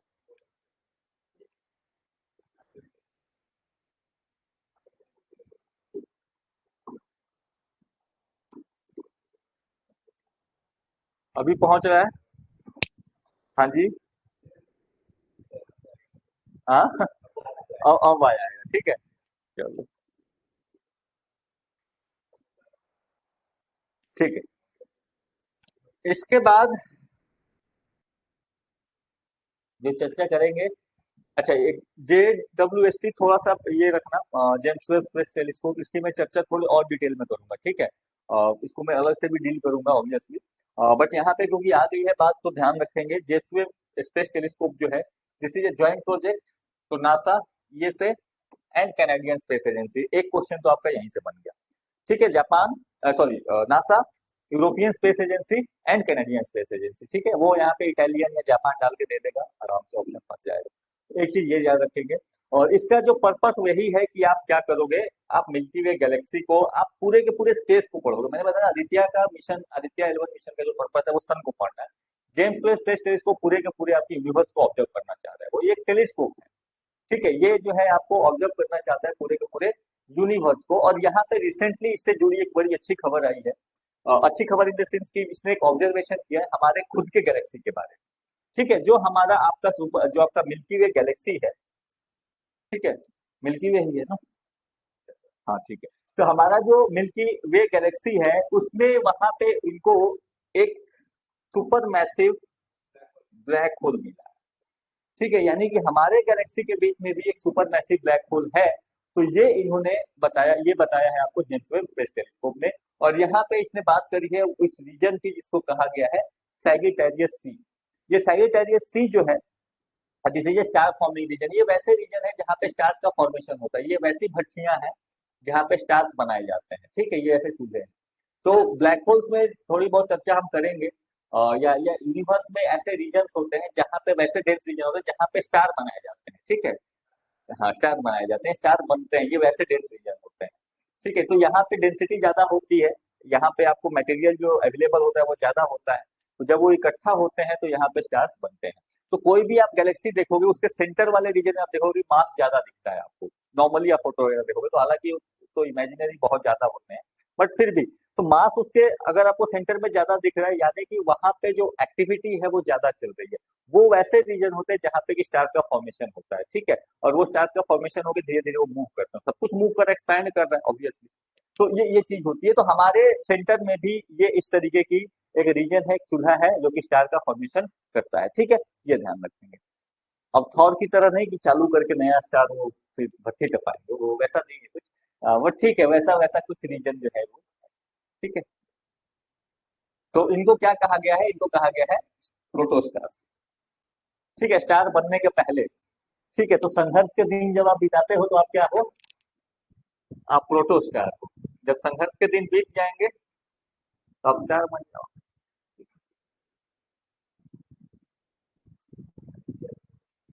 हाँ जी। इंडिया भी प्रोटोस्टार है, ठीक है। इंडिया, देखो हमारे यहाँ चीजों को देखने का नजरिया अलग होता है। वेस्टर्न सिस्टम को जब देखोगे, यूरोपियन सिस्टम को देखोगे, वो लाइफ को या किसी चीज को लीनियर नहीं देखते, ठीक है। इंसान की उत्पत्ति और इंसान की डेथ, बस खत्म। इसके आगे की ना, इसके आगे कुछ है ना इसके पीछे कुछ है। वो किसी भी चीजों को लीनियर चीज, लीनियर लाइन में ऑब्जर्व करते हैं। हमारे यहाँ जो है, हम चीजों को सर्कुलर में ऑब्जर्व करते हैं। हमारे यहाँ कोई भी चीज जब खत्म होता है कोई भी चीज शुरू हुई है तो उसका एंड डेफिनेटली है, बट जब एंड है तो वहां से सफर फिर से कुछ ना कुछ शुरू होना है। ठीक है, ये त्वरित विकास का साइकिल है। तो कोई भी चीज राइज होगी, तो राइज होने के बाद उसका फॉल भी डेफिनिट है, और अगर कोई चीज फॉल हुई है तो उसका राइज भी क्या है, वो डेफिनिट है। तो हम चीजों को साइकिल में ऑब्जर्व करते हैं, तो हमारे देखने का नजरिया अलग है। ठीक है, तो इसीलिए कल हमने इंग्लैंड को हराया। ठीक है। ठीक है, तो क्रिकेट है ना, क्रिकेट ऐसी चीज है ना कि लोगों को बांधती है, इतने सारे भारतीयों को। ठीक है, इतने सारे भारतीयों को बांधने का मैंने सोचा था कि मैं अब नहीं देखूंगा क्रिकेट। ठीक है, लेकिन अगर आप किसी चीज से जुड़े हुए हैं तो काफी मुश्किल हो जाता है कि आप उसको इग्नोर करेंगे। ठीक है, तो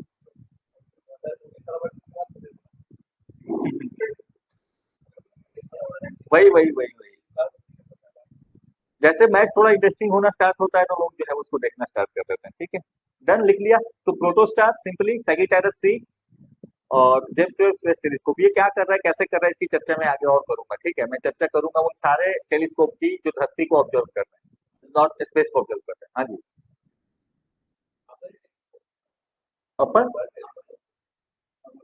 हबल टेलीस्कोप आता हूँ मैं, मैंने कहा तो मैं सबकी चर्चा करूंगा, डोंट वरी। ठीक है,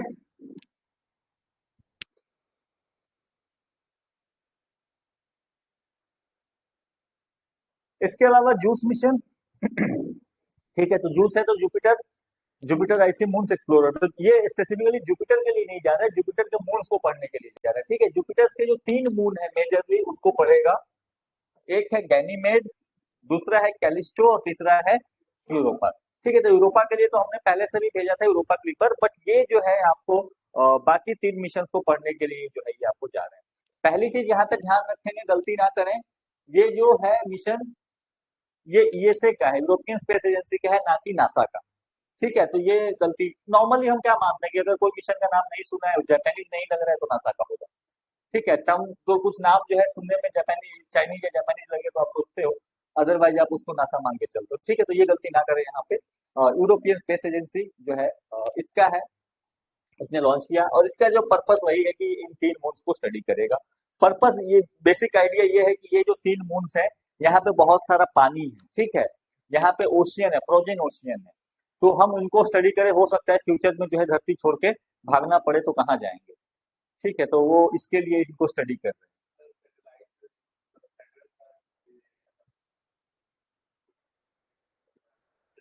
टाइटन, टाइटन्स को स्टडी कर रहे हो, चांसेस देखो, अभी टाइम लगेगा, अभी अभी। हाँ, वहां पे हैबिटेशन हो सकते, बट टेम्परेचर कम है, बट फिर भी चांसेस हो सकते हैं।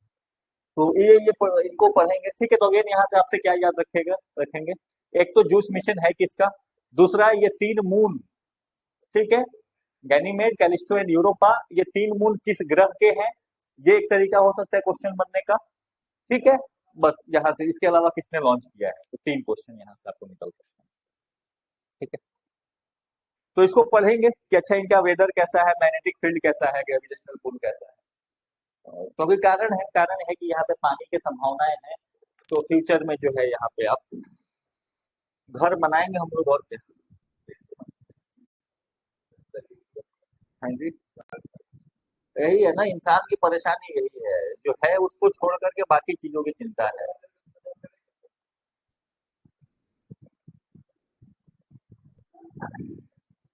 हाँ जी,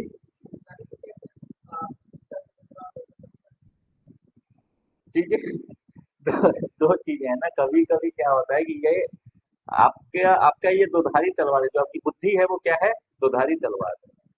ठीक है, बड़ा अच्छा डिस्क्रिप्शन दिया गया है। गीता को जब पढ़ोगे, गीता में बहुत अच्छा डिस्क्रिप्शन दिया गया है। जैसे क्या होता है कि वेस्टर्न फिलोसफी जो है ना, वेस्टर्न फिलोसफीज में एक ही टर्म है, वो है खुशी। अगर जीवन के उद्देश्य की बात करोगे तो हैप्पीनेस की बात करते हैं। ठीक है, हैप्पीनेस की बात करें कि भाई अपने को हैप्पी, खुश रहना है। इंडियन फिलोसफीज को जब देखोगे तो हमने जीवन के उद्देश्यों को 2 तरीके से डिफाइन किया है, जो आम जन के लिए। ठीक है, बाकी तो निर्वाण पाना है और ये चाहना, वो तो भाई फिलोसफी की बातें और डीप नहीं लोगों को समझ में आएगी। फिर भी जो हम डिफाइन करते हैं, हम खुशी के अलावा एक टर्म और डिफाइन करते हैं, हम एक टर्म डिफाइन करते हैं आनंद। ठीक है, तो खुशी जब अगर आप हो सकता है तो खुशी का दुख हो सकता है, ओपोजिशन हो सकता है। बट आनंद एक ऐसा शब्द है जिसका ओपोजिशन आपको नहीं मिलेगा। ठीक है, तो खुशी क्या है? खुशी है बाह्य चीजों से मिलने वाली, जो बाहरी भौतिक सुख जो आपको मिलता है उसको क्या कहते हैं? उसको खुशी मिलता है। ठीक है, आपने बड़ी गाड़ी खरीद ली, आपने आपने अच्छा घर खरीद लिया, दैट इज द खुशी। लेकिन अब जब आपको आंतरिक आंतरिक सुख मिलना शुरू हो, आंतरिक खुशी मिलनी शुरू हो, दैट इज नॉट आनंद। ठीक है, तो जिसको आनंद हो जाएगा और फिर उसको कोई परेशानी नहीं, उसकी जरूरत नहीं पड़ेगी।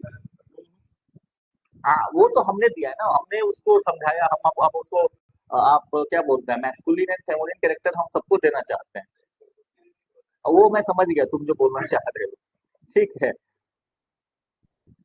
चलो डन डन हो गया। तो हम धरती को बचाने की चक्कर बात को छोड़ करके बाकी सब चक्कर लगा लेंगे। हाँ जी।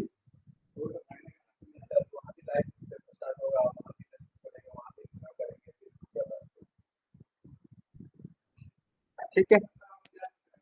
हाँ जी। उसके लिए पैसा कमाना पड़ेगा तुमको। ठीक है, ये चैप्टर आपका यहाँ पे खत्म हो जाएगा। ठीक है, तो ये आपका जो स्पेस मिशन से रिलेटेड था वो खत्म हो गया। एक सेक्शन बचा हुआ है स्पेस का, दैट इज कि जो आपको आउटर स्पेस से रिलेटेड बहुत सारे टर्म्स आजकल चलते हैं। ठीक है, ये ग्रेविटेशनल वेव क्या है, और ये ब्लैक होल्स क्या है, कैसे बनते हैं, वो एक सेक्शन आपका स्पेस का बचा हुआ है, डेफिनेटली मैं आपको डील कराऊंगा। ठीक है, तो क्योंकि वो एक क्लास का है और यहाँ पे उसको स्टार्ट करते हैं तो आपको पता चलता 11 बज गया। ठीक है, तो कल के क्लास में उसको करेंगे। एक छोटा सा टॉपिक जो बीच में हमारा छूटा हुआ है डिफेंस के साथ में, and that is the unmanned aerial vehicles, तो उसको पूरा कर देते हैं। ठीक है, वो ज्यादा हैवी नहीं, 30-35 मिनट का टॉपिक है, उसको देख करके तो यहाँ से कंटिन्यू किसको करेंगे? अभी स्पेस वाले को ही करेंगे। बट वो क्योंकि क्लास का टाइमिंग के एडजस्टमेंट की वजह से उसको मैं अभी थोड़ा सा आपको छोड़ रहा हूँ। ठीक है।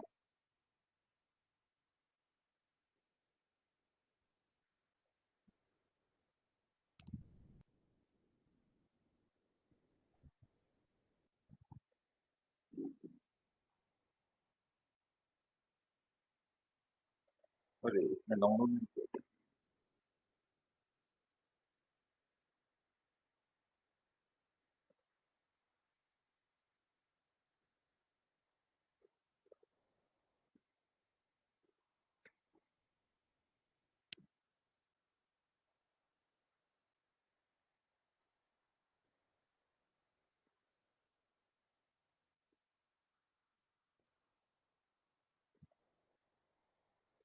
चलो, अनमैन्ड एरियल व्हीकल्स।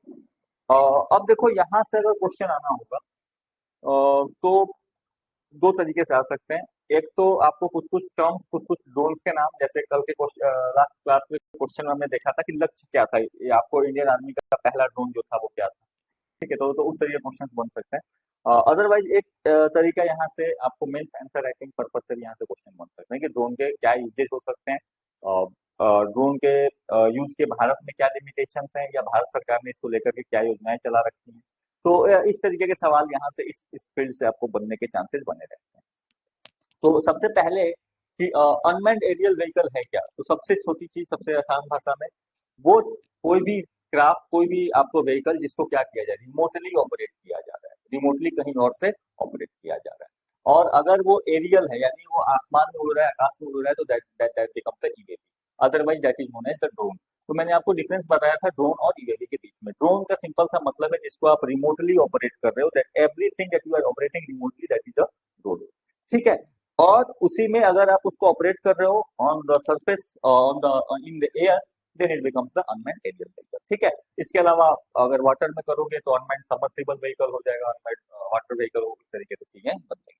तो दैट्स द बेसिक डिफरेंस। वो आपको टेक्निकल डिफरेंस है ड्रोन के बीच में एंड यूएवी के बीच में। अब कारण क्या है कि आज की डेट में जो सबसे ज्यादा यूज हो रहा है वो आपको एयर में ही यूज हो रहा है, तो यूएवी एंड ड्रोन दोनों क्या हो गए हैं, सिनोनिमस हो गए हैं। ठीक है, बट आप जैसे ऐसे मूवीज वगैरह देखते हो ना कि यहाँ से बैठा हुआ है और वो किसी बड़े, जैसे हल्क सूट जो था, हल्क स्मैशर सूट जो आयरन मैन मूवी देखी, हल्क बस्टर, हल्क जो भी था, तो अब मान लो इमेजिन करो कि उसमें वो वहां पे तो उसमें प्रेजेंट होता है, बट उसके पास टेक्नोलॉजीज थी आयरन मैन के पास, कि वो वहां पे नहीं होता। ठीक है, वो रिमोटली उसको ऑपरेट कर सकता था। स्पाइडरमैन को बचाया था, हाँ, तो that that becomes what, that becomes a drone. वो एक ड्रोन का एक प्रोटोटाइप है, वो ड्रोन। कोई भी ऐसी ऑब्जेक्ट, कोई भी ऐसी मिशन, कोई भी ऐसा व्हीकल कह लो जिसको आप क्या कर सकते हो, दूर से ऑपरेट कर सकते हो, तो then it becomes a drone. उसको आप एयर में ऑपरेट कर रहे हो, देन बिकम्स इट ईवीए। तो ईवीए क्या है, वो स्पेसिफिक कैटेगरी है ऑफ द ड्रोन जो कि एयर में ऑपरेट होता है। अंडरग्राउंड ऑपरेट हो सकता है, लैंड पे ऑपरेट हो सकता है, ठीक है, वाटर में ऑपरेट हो सकता है, तो अलग अलग कैटेगरी जो है वो हो सकती है। बट क्योंकि आज का जो बज वर्ड है, आज की जो चर्चा है, वो ईवीवी के चक्कर में इसीलिए है क्योंकि सबसे ज्यादा जो यूज हो रहा है वो आज की डेट में ईवीवी हो रहा है, ठीक है। सो दिस यहाँ पे मैंने डेफिनेटली लिख दिया also known as drone, but एक मेजर डिफरेंस जो है आप क्लियर रखोगे। So UAV is what, UAV is an aircraft, simple सा, ठीक है, that operates without a human pilot, crew और पैसेंजर ऑन बोर्ड। या आप सिंपली लिख सकते हो that can be operated remotely, that's it, काम हो जाएगा आपका, ठीक है। तो any vehicle that can be operated remotely, उसी को क्या कहा जाएगा, that is known as the drone. और इसके फिर आपको पर्पस जो है बहुत सारे देखने मिलेंगे।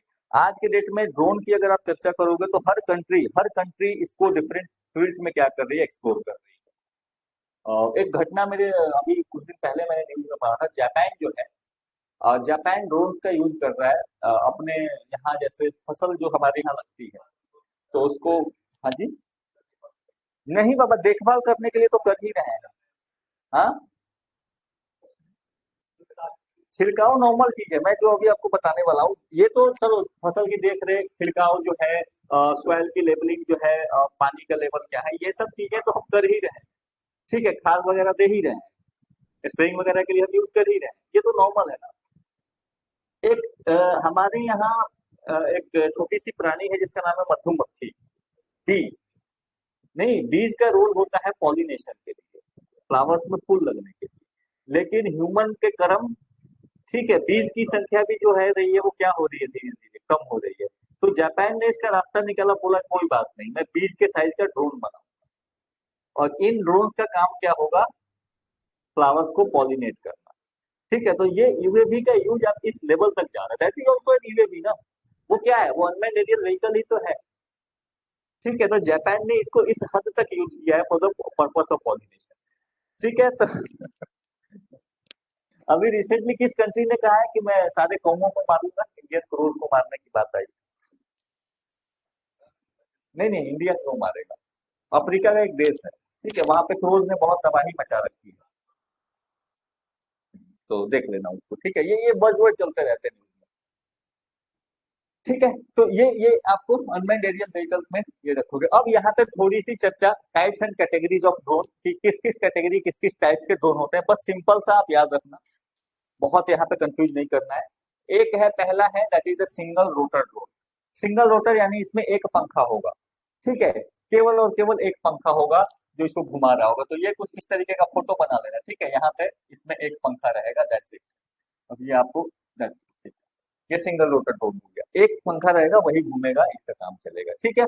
तो इसका पर्पस ये होता है क्योंकि एक ही मोटर इसमें चलाना है, तो क्या होगा, लॉन्गर फ्लाइट टाइम्स, लंबे टाइम तक ये जो है इजीली जो है आपका चल सकता है। और इट कैन बी कॉस्टली, अभी महंगे बन रहे हैं क्योंकि इनको स्टेबल करना थोड़ा मुश्किल होता है, and it is less stable that multi rotor drone. तो बहुत कम यूज होते हैं, बट हाँ होते हैं, ये खिलौने वाले एक तरीके से कह सकते हो, बच्चों के खिलौने वाले हेलीकॉप्टर बच्चा नहीं खरीदता है, तो that is the single rotor drone. तो बच्चे जो हेलीकॉप्टर खरीदते हैं देखा है, ठीक है, तो एक तो महंगा आता है इतना, ठीक है, हमने तो नहीं उड़ाया अपने लाइफ में, बट अब बच्चे उड़ाते हैं, ठीक है। तो अगर आप देखोगे तो वो जो होते हैं जनरली वो सिंगल रोटर ड्रोन्स होते हैं। अब उसी पे आप कैमरा फिट कर दो, खर्च किया जा सकता है ना, कैमरा फिट कर दो, दूसरे के घर में देखते रहो क्या चल रहा है। तो सर्विलेंस के पर्पज से, जासूसी के पर्पज से लोगों की प्राइवेसी इन्वेजन जो है ये करी जा सकती है, तो कोई शक भी नहीं करेगा, नहीं बच्चा ही तो कोई उड़ा रहा है, क्या पता चला बच्चे का बाप उड़ा रहा है, ठीक है।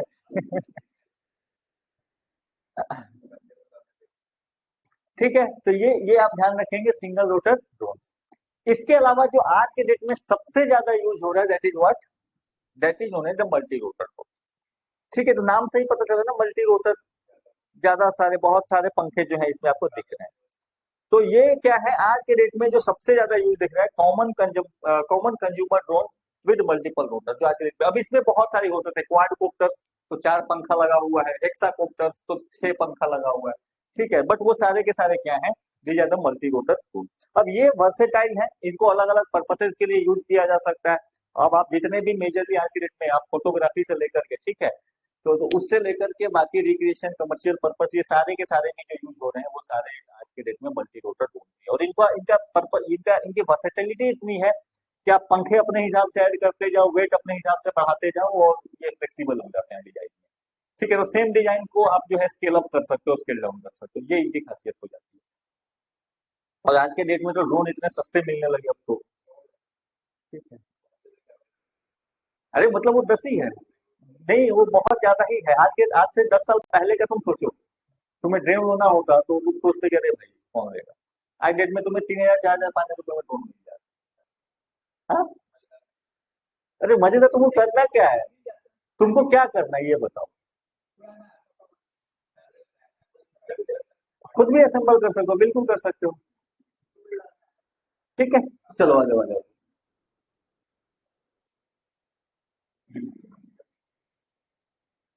ठीक है, तो कुछ इस तरीके से आपको ये जो है, ये सिंगल रोटर ड्रोन दिख रहा है, एक एक पंखा इसमें लगा हुआ है, ठीक है, फोटो थोड़ा फट गया है। दूसरा जो है ये मल्टी रोटर ड्रोन्स, तो आपको इसकी वेराइटी बहुत सारी है। इसके अलावा जो यूज हो रहे हैं ये है एक फिक्स्ड विंग ड्रोन, और दूसरा है फिक्स्ड विंग हाइब्रिड वीटीओएल, ठीक है, vertical take off and landing. अब ये जो मेजर है ये आपको, ये हेलीकॉप्टर के साइड में है, ये थोड़ा सा एरोप्लेन के साइड में। फिक्स विंग है ना, एरोप्लेन में क्या होता है, बीच जो है वो फिक्स होते हैं। तो एक तो आपको हेलीकॉप्टर में घूमने वाले डिजाइन में दो थे, single rotor and multi rotor. और उसके बाद जो है एक है फिक्स्ड विंग हो गया, तो उसका डिजाइन क्या होगा, एरोप्लेन की तरह होगा। बट दूसरा तीसरा चौथा जो है, ये क्या है, इसमें फिक्स्ड विंग भी है, और थोड़ा बहुत क्वालिटी जो है इसकी वाली भी। ठीक है, तो फिक्स्ड विंग के साथ साथ आपने क्या किए, इसमें आगे पीछे वो पंखे भी लगा दिए। तो आपने दोनों को क्वालिटीज को क्या कर दिया, मर्ज कर दिया। तो इसको कहा जाता है फिक्स्ड विंग हाइब्रिड। हाइब्रिड है तो दोनों चीजें यूज हो गई। ठीक है, fixed wing hybrid vertical take off and landing. इसकी खासियत क्या, अब ये इसकी दिक्कत क्या है, ये एरोप्लेन की तरह इसको उड़ाना पड़ेगा, आपको लॉन्च करना पड़ेगा इसको। ठीक है, ये ऐसे नहीं, ये सब ये क्या होता है, ये जमीन से आप ऐसे रिमोट दबाओगे उठना शुरू हो जाएगी, ये वाला नहीं कर पाएगा। ठीक है, तो फिर हमने, लेकिन इसकी अपनी खासियतें हैं, ये इसका ड्यूरेशन काफी ज्यादा है, इसकी स्टेबिलिटी काफी बेहतर। ठीक है, तो फिर हमने क्या किया, हमने कहा कि रुको रुको दोनों को मिला देते हैं। तो आपने फिक्स्ड विंग के साथ साथ ये भी, तो आप टेक ऑफ एंड लैंडिंग के लिए ये वाले पंखे यूज कर लोगे, और जब एक बार वो एयर में चला गया then you are using fixed wing. ठीक है, तो इस तरीके से इसका यूज आपको दिखेगा। ठीक है, तो फिक्स्ड विंग ड्रोन्स, तो this are what this resembles the traditional aeroplanes with fixed wing, simple सी कहानी है। और इसका जो मेन पर्पस होता है, this is for the long range flights. ठीक है, तो ये फ्यूल कम खर्च करते हैं, काफी लंबे टाइम तक जो है ये आपको चल सकते हैं। तो मैपिंग वगैरह के लिए जो है वो आप पता है। लेकिन हाँ ध्यान रखना, ये आपको स्टेबल नहीं होंगे उसके जैसे। वो ड्रोन क्या है, वो ड्रोन एक जगह पे खड़ा होकर फोटो लेते रहेगा, ये नहीं कर सकता है। ठीक है, ये मूव कर सकता है, ये आप सोचोगे हेलीकॉप्टर जैसा खड़ा हो जाए, ये इसके पास क्षमता नहीं है। इसके अलावा fixed wing hybrid vertical take off and landing, तो आपने दोनों को कहा कि मुझे लंबा टाइम तक मूव भी करना है और वो क्या हो, स्टेबल भी हो, तो दोनों चीजों के लिए आपने क्या कर दिया, वीटीओएल बना दिया। So this combines the fixed wing and multi rotor capability, दोनों को मिलाकर के आपने जो है फिक्स्ड विंग हाइब्रिड वीटीओएल बना दिया। तो ये चार तरीके के ड्रोन आपको नाम सुनने को मिलेंगे, इससे ज्यादा तो नहीं पूछा जाता है।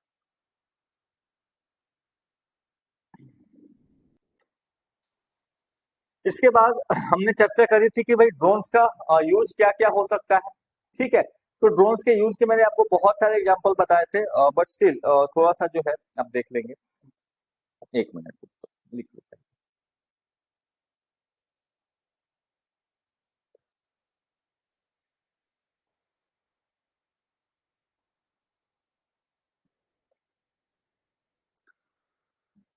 और आज के डेट में ना इंडिया में drone industry one of the growing industry है। किसी को बिजनेस आइडिया करना है तो ड्रोन इंडस्ट्री में इन्वेस्ट करो, आने वाले समय में यूज अच्छा होगा इसका। ठीक है, क्योंकि 2019-20 तक ये इंडस्ट्री 10 करोड़ 20 करोड़ 50 करोड़ की थी, बट एस्टिमेट है कि 2030 तक ये इंडस्ट्री जो है 15,000 करोड़ की हो जाएगी। तो ऑब्वियसली ये इंडस्ट्री क्या है, ग्रोइंग इंडस्ट्री। बट इसमें ग्रो क्या हो रहा है ज्यादातर, कि लोग चाइना से मंगा रहे हैं, उसको बेच रहे हैं, असेंबल करके बेच रहे हैं। ठीक है, तो ये कहानी चल रही है, बट धीरे धीरे खैर ये है कि पीएलआई स्कीम के थ्रू यहाँ पे भी ड्रोन्स का धीरे धीरे प्रोडक्शन होना शुरू हुआ गया। ठीक है, शुरू हो गया। लेट्स सी कितना आगे जाता है। ठीक है, तो चार टाइप्स ऑफ ड्रोन, इसमें बहुत कुछ नहीं था, सिंपल सी कहानी है। हाँ। हाँ जी। मैंने हाँ, तो भारत मतलब क्या है इसमें?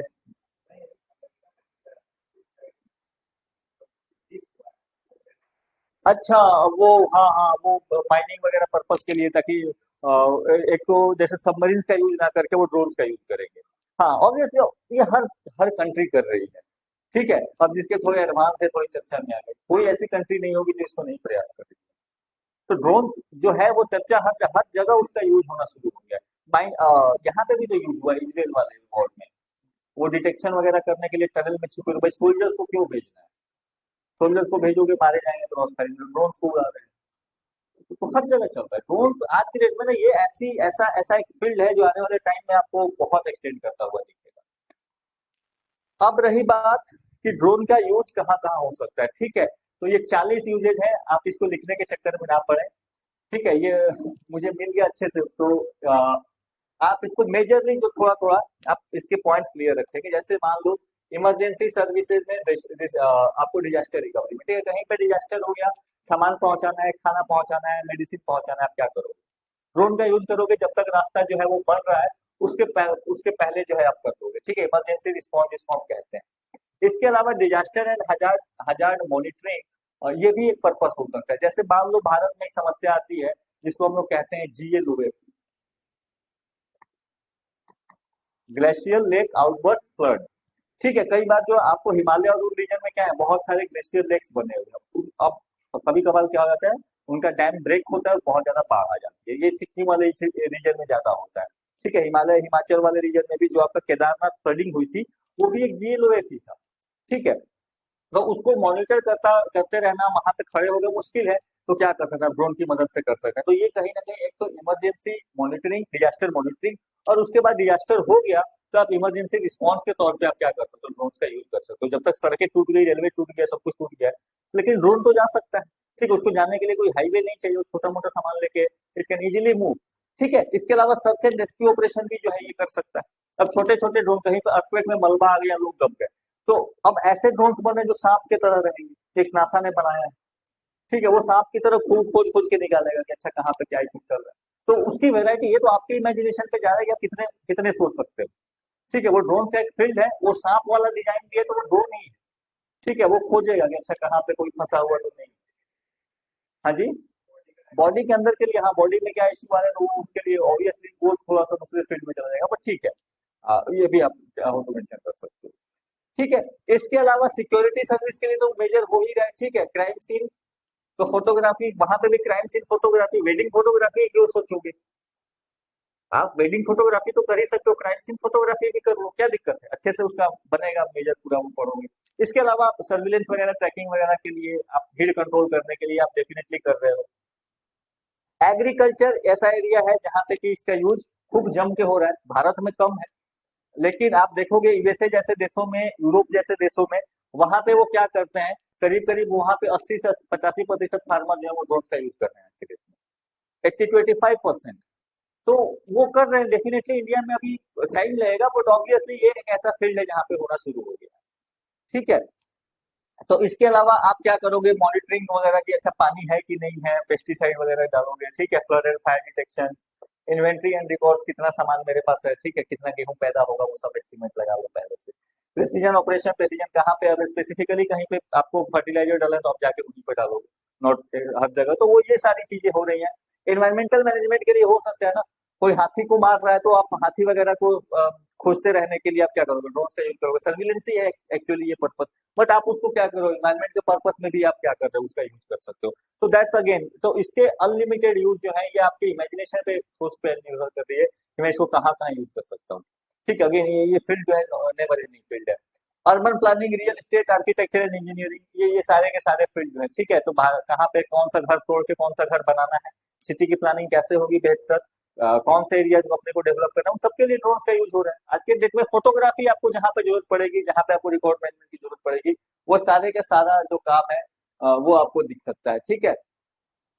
इसके अलावा मीडिया एंड कम्युनिकेशन ऑब्वियसली आज के डेट में कोई भी मूवी वगैरह बन रही है तो बिना ड्रोन के पॉसिबल नहीं है, वो शॉट जो है अलग अलग जगह से ले रहे हैं। इसके अलावा बिजनेस एंड कॉमर्स आज के डेट में जो है आपने भारत में सुना था कोविड के टाइम में क्या किया था, भारत में मेडिसिन पहुंचाना शुरू किया था। ठीक है, तो कुछ दिन में जो ये ब्लिंकिट और कौन कौन से आ गए हैं बहुत सारे एप्स, बिग बास्केट, तो 10 मिनट में आपको फूड डिलीवरी कर रहे हैं। तो हो सकता है कुछ दिन में बोले कि भाई लोगों को क्यों रखूं, मैं ड्रोन से पहुंचा दूंगा, 10-20 किलो सामान ही तो है। ठीक है, तो आटा जो है आपके बालकोनी में। और हाँ जी,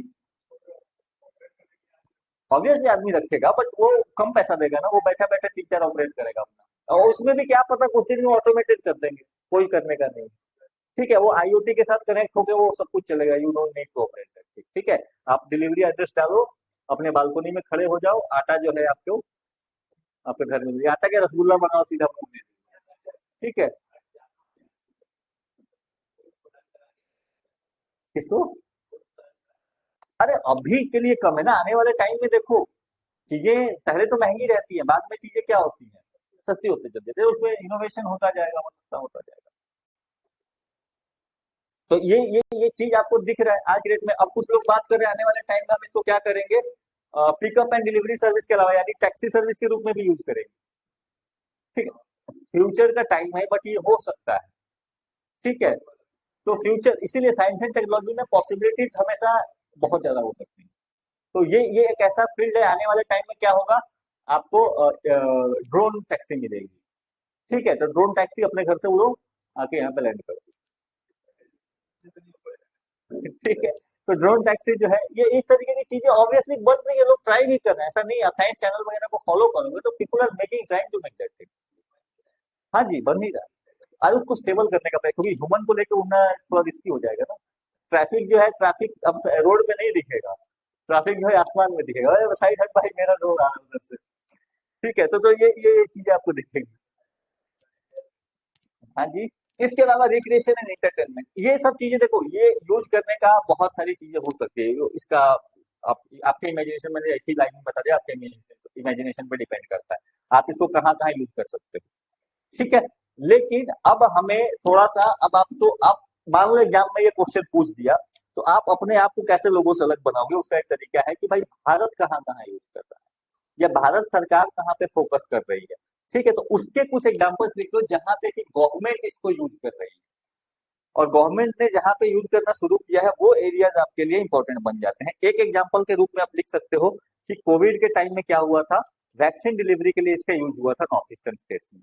तो ये आप एक एग्जांपल आप इसका लिख सकते हो। इसके अलावा रिसेंटली एक तो वैक्सीन के पर्पस के लिए आप लिख सकते हो जो कि भारत में यूज हुआ, ये आपको एग्जांपल्स के रूप में दिख जाएंगे। दूसरा, भारत जो है ये आज के डेट में फोकस कर रहा है ऑन किसान ड्रोन। आज की डेट में हम क्या कर रहे हैं, किसान ड्रोन पे फोकस करो। इसका पर्पस क्या है कि जो सोयल असेसमेंट है या फिर क्रॉप असेसमेंट है, क्रॉप यील्ड असेसमेंट है, वो सारा का सारा किसके थ्रू करेंगे, हम इसके थ्रू कर लेंगे। या जो आपको प्रधानमंत्री फसल बीमा योजना के थ्रू असेसमेंट करते हैं कि भाई एक्सीडेंट कितना डैमेज लोगों को मिलना चाहिए, कॉस्ट कितना पैसा मिलना चाहिए, कितना डैमेज हुआ है, वो सारे का सारा जो है आज की डेट में अगर आप देखोगे तो ड्रोन से के मदद से हो रहा है। ठीक है, तो किसान ड्रोन्स के अगेन आपको बहुत मल्टीपर्पज यूजेज आपको दिखेंगे। आने वाले टाइम में जो गवर्नमेंट का फोकस है कि हम प्रेसिजन फार्मिंग करेंगे, ठीक है, वो कहीं ना कहीं किसान ड्रोन्स के थ्रू होगा। प्रेसिजन फार्मिंग में क्या होगा कि वो एक एक चीज का ध्यान रखेंगे। ऐसा नहीं कि अब अगर आपको पानी पटाना है खेत में तो पूरे खेत में लगा रहे हो, नहीं, कोई पैच है जहां पे लग रहा है कि हाँ यहाँ पानी की जरूरत है, तो प्रिसीजन फार्मिंग वहां पे सेंसर्स वगैरह आपको ये करके बता देंगे कि इतने ही खेत, इतने ही एरिया में पानी चाहिए, बस पानी वहां। किसी को अगर आपको जरूरत है कि इसको इसको थोड़ा सा एक्स्ट्रा फर्टिलाइजर की जरूरत है तो बस उसी एरिया में आप डालो। तो ये क्या हो जाएगा, ये प्रिसीजन फार्मिंग की टेक्निक है। तो वहां पे भी ड्रोन का, सेंसर्स वगैरह के साथ ड्रोन का भी जो रोल होगा वो आपको बढ़ता हुआ दिखेगा। इसके अलावा एक फेमस स्कीम में इसका यूज हो रहा है जो कि नाम है जिसका स्वामित्व स्कीम। ठीक है, जो आपका digital land record record modernisation जो प्रोग्राम चल रहा है, ठीक है, जो आपके लैंड रिकॉर्ड्स अभी कभी जमीन के झगड़े में पड़ के देखना है एक बार। ठीक है, जमीन का कौन किसका जमीन है पता लगाने में हालत खराब हो जाती है। ठीक है, क्योंकि उसका नक्शा कहीं और रखा हुआ है, उसका जो डीड बनता है वो कहीं और रखा होगा, उसका टैक्स कौन भर रहा है उसका वो हिसाब कहीं और से मिलता है। तो गवर्नमेंट का ये प्रोग्राम है कि हम क्या करें, सबको एक प्लेटफॉर्म पे लेके आए, इसको डिजिटलाइज करें। लेकिन डिजिटलाइज करने के पहले आपके पास मैप्स तो चाहिए, आपके पास नक्शे तो चाहिए कि अच्छा जमीनें हैं कैसी। तो उसको करने के लिए यहाँ पे क्या करें, इन्होंने एक प्रोग्राम लॉन्च किया स्वामित्व। इसमें होगा क्या कि जो डिजिटल लैंड रिकॉर्ड मॉडर्नाइजेशन होगा, उसके बाद जिसके नाम पे वो जमीन होगी उसको उसको दे दिया जाएगा, भाई ये जमीन का मालिक ये आदमी है। अभी आप मालिक नहीं होते हो जमीन, ठीक है, अभी आप जमीन का टैक्स भरते हो, आपको आपके अंदर में वो जमीन दी गई, you are not the owner of that land, ठीक है, आप बस उसका टैक्स भरते हो। लेकिन यहाँ पे क्या किया जाएगा, जो भी मालिकाना हक जो है वो जमीन का उनको ट्रांसफर कर दिया जाएगा, उनके पास प्रॉपर्टी कार्ड होगी। तो इस स्वामित्व स्कीम में भी क्या हो रहा है कि लैंड मैपिंग किसके द्वारा करी जा रही है, land mapping is being done through drones. ठीक है, तो ये कुछ ऐसे केस स्टडी या ऐसे एग्जांपल्स हैं जो है जहां पे कि भारत जो है यहाँ पे इन ड्रोन्स का यूज कर रहा है। तो ये आपको थोड़ा सा, बाकी तो आप सोच ही सकते हो कि क्या क्या आपने को ऐड करने का है। अभी एक एक प्रोग्राम रिसेंटली मोदी जी ने एक प्रोग्राम चलाया, सॉरी इसको कैपिटल में लिखना, ये लिख लिया ना स्वामित्व स्कीम वाला।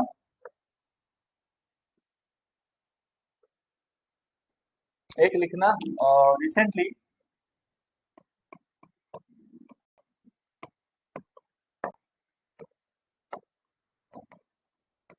ये टर्म सुना होगा आपने, ड्रोन दीदी।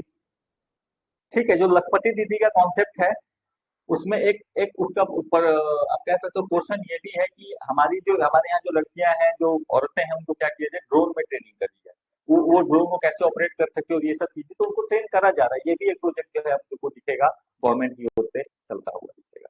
ठीक है, तो ये सारे कुछ प्रोग्राम्स है जो कि आपको चल रहा है। बिहार में मैंने आपको बताया था सैंड माइनिंग के रेगुलेशन के लिए गवर्नमेंट ने आपको सजेस्ट किया था, सेंट्रल गवर्नमेंट ने, कि सैंड माइनिंग को कंट्रोल करने के लिए आप इसका यूज कीजिए। लेकिन हमारे यहाँ तो वो बंद हो जाएगा तो दिक्कत हो जाएगी, ठीक है। तो तो वो हुआ नहीं, बट हाँ वो भी एक पर्पस है, forest monitoring, sand mining monitoring. या मान लो कई बार क्या होता है, आप देखते हो कि हरियाणा वगैरह वाले इलाकों में दिक्कत आती है स्टोन माइनिंग की, ठीक है, वहां पे पत्थरों की माइनिंग हो जाती है, वहां पे बड़े बड़े माफिया लोग बोलते हैं भाई कैसे नजर रखें, ड्रोन है आपके पास ऑप्शन, कैसे आप नजर रखोगे। ठीक है, तो अगेन इसके यूजेस बहुत सारे मल्टीपल आपको दिखेंगे। और आज के डेट में तो एक ये भी आया है कि फर्टिलाइजर स्प्रे के लिए, तो जैसे नॉर्मल कंडीशन में जब आप फर्टिलाइजर डालते हो तो आपको बहुत ज्यादा मात्रा में क्या करना पड़ता है, पानी डालना पड़ता है, ठीक है। बट यहाँ पे आपको एक मेथड आया है जहाँ जिसको कहते हैं ultra low volume spraying technology, ठीक है, ईवेलवी स्प्रेइंग टेक्नोलॉजी उन्होंने कहा है। इसमें पर्पस ये होता है कि बहुत कम पानी उनको यूज करेंगे और वो फर्टिलाइजर को क्या करेंगे, पहुंचा देंगे। तो वो भी एक तरीका है वाटर मैनेजमेंट में, और ये हर फील्ड में ड्रोन का आपको यूज जो है वो दिखेगा। ठीक है, अब जैसे मान लो ना, सिंपल सी बात है, आप कहीं पे आपका आपका वाटर बॉडीज है, वाटर बॉडीज में कौन कचरा डाल रहा है, ये डाला, तो पहले आप क्या करते थे, आदमी रखते थे, ठीक है। अब आपने क्या किया, वहां पे कैमरा लगा दिया, सीसीटीवी कैमरा लगा दिया, साथ में आपने कभी कभार क्या करोगे, ड्रोन से भी आप पूरे एरिया को नजर रखते हो कि भाई ऐसा ना हो कि कुछ लोग ज्यादा चालाक होते हैं, ठीक है। ज्यादा चालाकी कैसे करते हैं कि मान लो आपने बोल दिया कि ये वाटर बॉडी पे कुछ कचरा नहीं डाल रहा है, वो वाटर बॉडी पे नहीं डाल, वो उसके साइड में डाल रहे। क्यों, बारिश होगी, बरसात होगी, पानी लेवल बढ़ेगा तो सारा खुद ही चला जाएगा और धुल जाएगा। तो लोग ऐसे भी दिमाग लगाते हैं। ठीक है, तो आप कहाँ कहाँ लगाओगे कैमरा, कहाँ कहाँ उनको खोजोगे। तो कल मैं जैसे आ रहा था ट्रेन से, तो बिहार में तो ये बंद है, लीकर बंद है, और पुलिस वाले लीकर खोज रहे हैं। और लीकर लेके मैंने सोचा भी कि जो लीकर लेके जा रहा होगा वो बैठ के इंतजार थोड़ी कर रहा होगा कि पुलिस वाले अंकल आएंगे, वो पूछेंगे ये बैग किसका है, मैं बता दूंगा कि हाँ सर मेरा है। तो लीकर है, वो पूछ रही है बैग आपका, बोलो क्या लग रहा है आपको। ठीक है, तो ये सब चीजें आप करवा रहे हो जबरदस्ती तो कर रहे हैं, बट आप ऐसे थोड़ी रोक लोगे। चलो, कुछ ड्रोन्स जो है वो न्यूज में रहे, चर्चा में रहे हैं, ठीक है, रिसेंटली उसको अपने को देख लेने का है। जैसे दो तीन ड्रोन जो आपको रशिया यूक्रेन वॉर के दौरान न्यूज में रहे, अगेन बस इसका नाम याद रखना, बाकी कुछ नहीं करने का है, ठीक है। जैसे एक जो ड्रोन हुआ जिसको कहते हैं FPV ड्रोन, ये जो ड्रोन हुआ ये काफी छोटे छोटे एक्सप्लोजिव कैरी करने के लिए इसका यूज जो है वो किया गया था, ठीक है। अलग अलग एरियाज में मान लो कि कहीं छोटा सा टेंट लगा हुआ है, कहीं पे पोस्टिंग है, वहां पर जाके ये क्या करते थे, बम गिरा देते थे, ठीक है। कारण था कि ये सस्ता भी था, एज लिटिल एज $5,000 में या $500 में जो है आराम से मिल जा रहा है। 5 से 20 किलोमीटर तक इसकी रेंज थी। इसका इसका खूब यूज जो है यहाँ पे इन्होंने करा है। ठीक है, तो ये गोली अचानक से पहुंचानी है तो पहले क्या होता था, गोली पायलट सोल्जर फाइट कर रहा है, गोली पहुंचानी है तो पूरा का पूरा सामान वो हेलीकॉप्टर से आएगा, कोई नहीं ड्रोन पहुंचा देता है।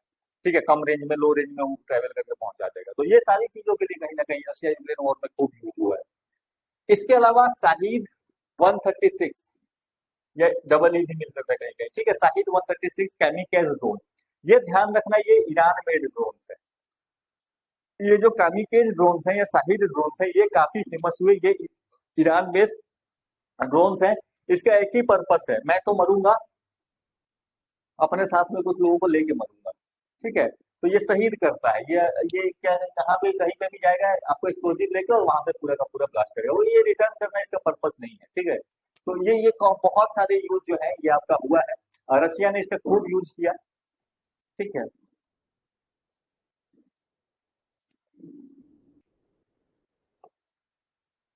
ठीक है, रशिया ने जो है इसका काफी सारा यूज किया, उन्होंने खरीदा। इसके अलावा एक माविक सीरीज की ड्रोन काफी फेमस हुई थी, चाइनीज मेड ड्रोन, और दोनों देशों ने खरीदा। ठीक है, रशिया यूक्रेन दोनों ने खरीदा।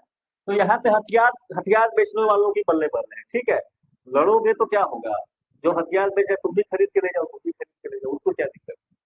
तो मालिक सीरीज की ड्रोन दोनों ने खरीदा। तो ये तीन ड्रोन जो है रशिया यूक्रेन वॉर में आपको बहुत ज्यादा नाम में रहे हैं, बहुत ज्यादा फेमस। सबसे ज्यादा शाहिद वाला ये ड्रोन फेमस हुआ था। ठीक है, ईरान में ड्रोन जो है ये आपका काफी फेमस हुआ है। ठीक है, हाँ तो वापस आने वो तो सर पे कफन बांध के निकलता है। ठीक है, अब ये वापस आने की इसकी कोई चिंता नहीं है। चलो, इसके बाद और कोई अगर ड्रोन्स रिसेंटली फेमस हुए हैं, वो जो है आपको एक इजराइल वॉर में फेमस हुआ। इजराइल वॉर में हर्मिस 900। ठीक है, ये हर्मिस 900 जो है इसकी खासियत ये है कि ये करीब करीब 25-30 घंटे तक जो है ये आराम से एयर में रह सकता है। ठीक है, तो ये काफी बड़ा टाइम होता है 25-30 घंटे तक एयर में, एयरबॉर्न रहना। और जनरली इसका पर्पस रिकॉनेसेंस के लिए, तो जो मैंने बताया टनल वगैरह में खोजने के लिए भी इसका यूज हुआ है, या जनरली किसी एरिया में फोटोग्राफी वगैरह करने के लिए कि कहाँ पे बम गिराने का है। ठीक है, तो इजराइल जब कहता था कि भाई हम इस इलाके में बम गिराएंगे तो वो पहले ड्रोन व्रोन भेज के चेक कर लेते थे कितने सिविलियन से क्या है, उसके बाद यूज इन्होंने किया है। इसके वाला शाहिद वाला ड्रोन जो है, ईरान वाला ड्रोन यहाँ पे यूज हुआ है, जो कैमिकेज वाला ड्रोन था वो इजराइल वॉर में भी यूज हुआ है। हाँ जी, सुसाइड ड्रोन है, तो उसका पर्पस ही है अपने को जान दे देना है। ठीक है। हाँ जी। हिंदी, अच्छा हिंदी फिर गड़बड़ हो गई है।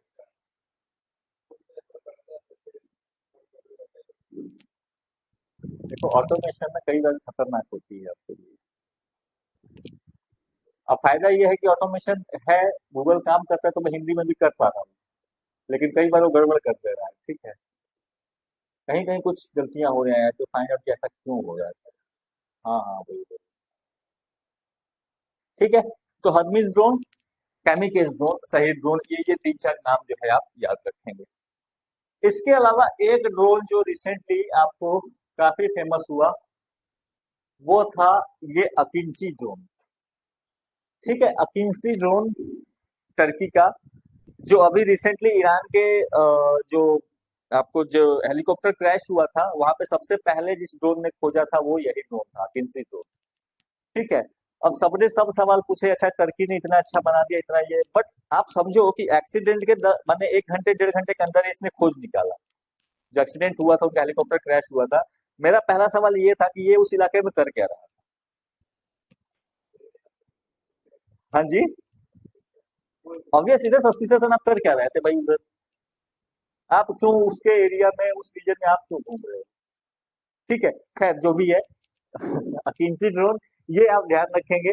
इसका अलग अलग तरीके से ये भी आपको बन सकता है। ठीक है, it can be equipped with small micro munition, air to air missile and stand off missile. ठीक है, तो छोटे छोटे मिसाइल्स, आप ये ना समझे कि पूरा वो अग्नि लॉन्च कर सकता है, बट हाँ छोटे छोटे मिसाइल जो है ये लॉन्च कर सकता है। यहाँ पे ये अभी के टाइम में इसने एक रिकॉर्ड इसने करा है, that is the flight time of 25 hours 46 minute. Maximum distance जो गया है 5 7 हजार 7.5 हजार किलोमीटर, तो ये अभी तक के लिए ये रिकॉर्ड है। ठीक है, अकिंची ड्रोन ने जो है ये रिकॉर्ड हासिल करी है, 7,7500 किलोमीटर की डिस्टेंस तय करना। 25 घंटे 26 घंटे तक एयरबॉर्न रहना और 38,000 फीट तक की ऊंचाई पे जाना, तो ये काफी बड़ा था। हाँ जी। कैसे चलता है मतलब? बैटरी होगा, बैटरी ही चलते हैं। इतने जो हैवी फ्यूल ये हैं वो बैटरी पे ही चलते हैं। ये हैवी वाला ड्रोन है, ठीक है। ये फोटोग्राफी के लिए यूज नहीं करोगे। ठीक है, 7,000 किलोमीटर, हाँ जी।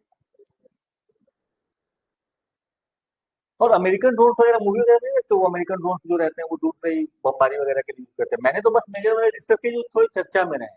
ठीक है, ड्रोन्स एक ऐसा ऐसा ऐसा टर्म है कि 10 दिन बाद आप याद करना बंद कर दो। 10 महीने, 1 2 साल बाद इतने सारे ड्रोन्स हो जाएंगे आपको।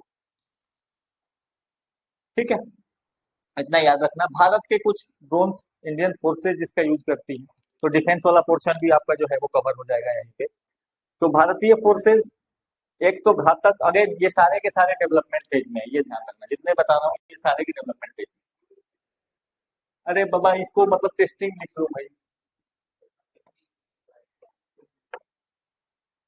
या लिख लो यूजी रखो अभी। ठीक है, बिंग डेवलप बाई डीआरडीओ। ठीक है, पहला घातक, घातक जो है इसका पर्पस होगा आपका जो अनमैन्ड कॉम्बैट एयर व्हीकल होगा। कॉम्बैट में यानी छोटे मोटे जरूरतों में वो गोली गोली चला सकता है, बम वगैरह फेंक सकता है। तो ये जो है घातक, पर्पस नाम से आपको लगेगा ना कि ये खतरनाक थोड़ा सा ड्रोन होना चाहिए। तो इसका जो पर्पस है कि जहाँ पे कई बार हमें सोल्जर्स को भेजना पड़ता है, वहां पे जो है काम निपटाने का काम यही करते हैं। ठीक है, तो इसके अलावा जो सबसे फेमस बनने जो ड्रोन सबसे ज्यादा चर्चा में रहा है, वो रहा है ये रुस्तम। ठीक है, तो रुस्तम मूवी आई थी ना। हाँ जी। तो ये जो रुस्तम है, ये अगेन इसका जो पर्पस होगा, जो आपको इंडिया में जो ड्रोन यूज होते हैं, these are known as Heron. ये हेरॉन ड्रोन जो है ये हमने इजराइल से ले रखे हैं। ठीक है, हेरॉन यूएवीज। तो उसको रिप्लेस करने का जो पर्पस है, ये जो है आपको रुस्तम जो ड्रोन होगा, काफी एक सर्विलेंस पर्पस से इसका ज्यादा यूज होगा। ठीक है, रुस्तम का। तो वो आपको रुस्तम और घातक, ये दो ड्रोन जो है आने वाले टाइम में इंडियन फोर्सेस का अभिन्न हिस्सा आपको बनती हुई दिखेंगी। ठीक है।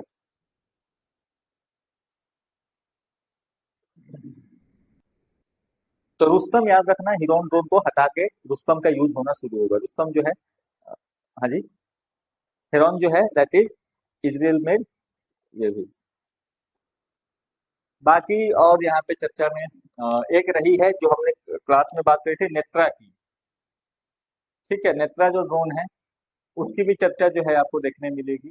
तो डीआरडीओ नेत्रा, अगेन इसका जो पर्पस है, रिकॉनेसेंस मिशन के लिए कोई मंत्री जी आ गए तो उनकी सुरक्षा में कोई चूक ना हो। ठीक है, तो उसके लिए इस नेत्र का यूज किया जाता है। तो नेत्र का पर्पस नाम से नेत्र देखना, रिकॉनेसेंस मिशन सर्विलेंस मिशन के लिए इसका यूज होगा।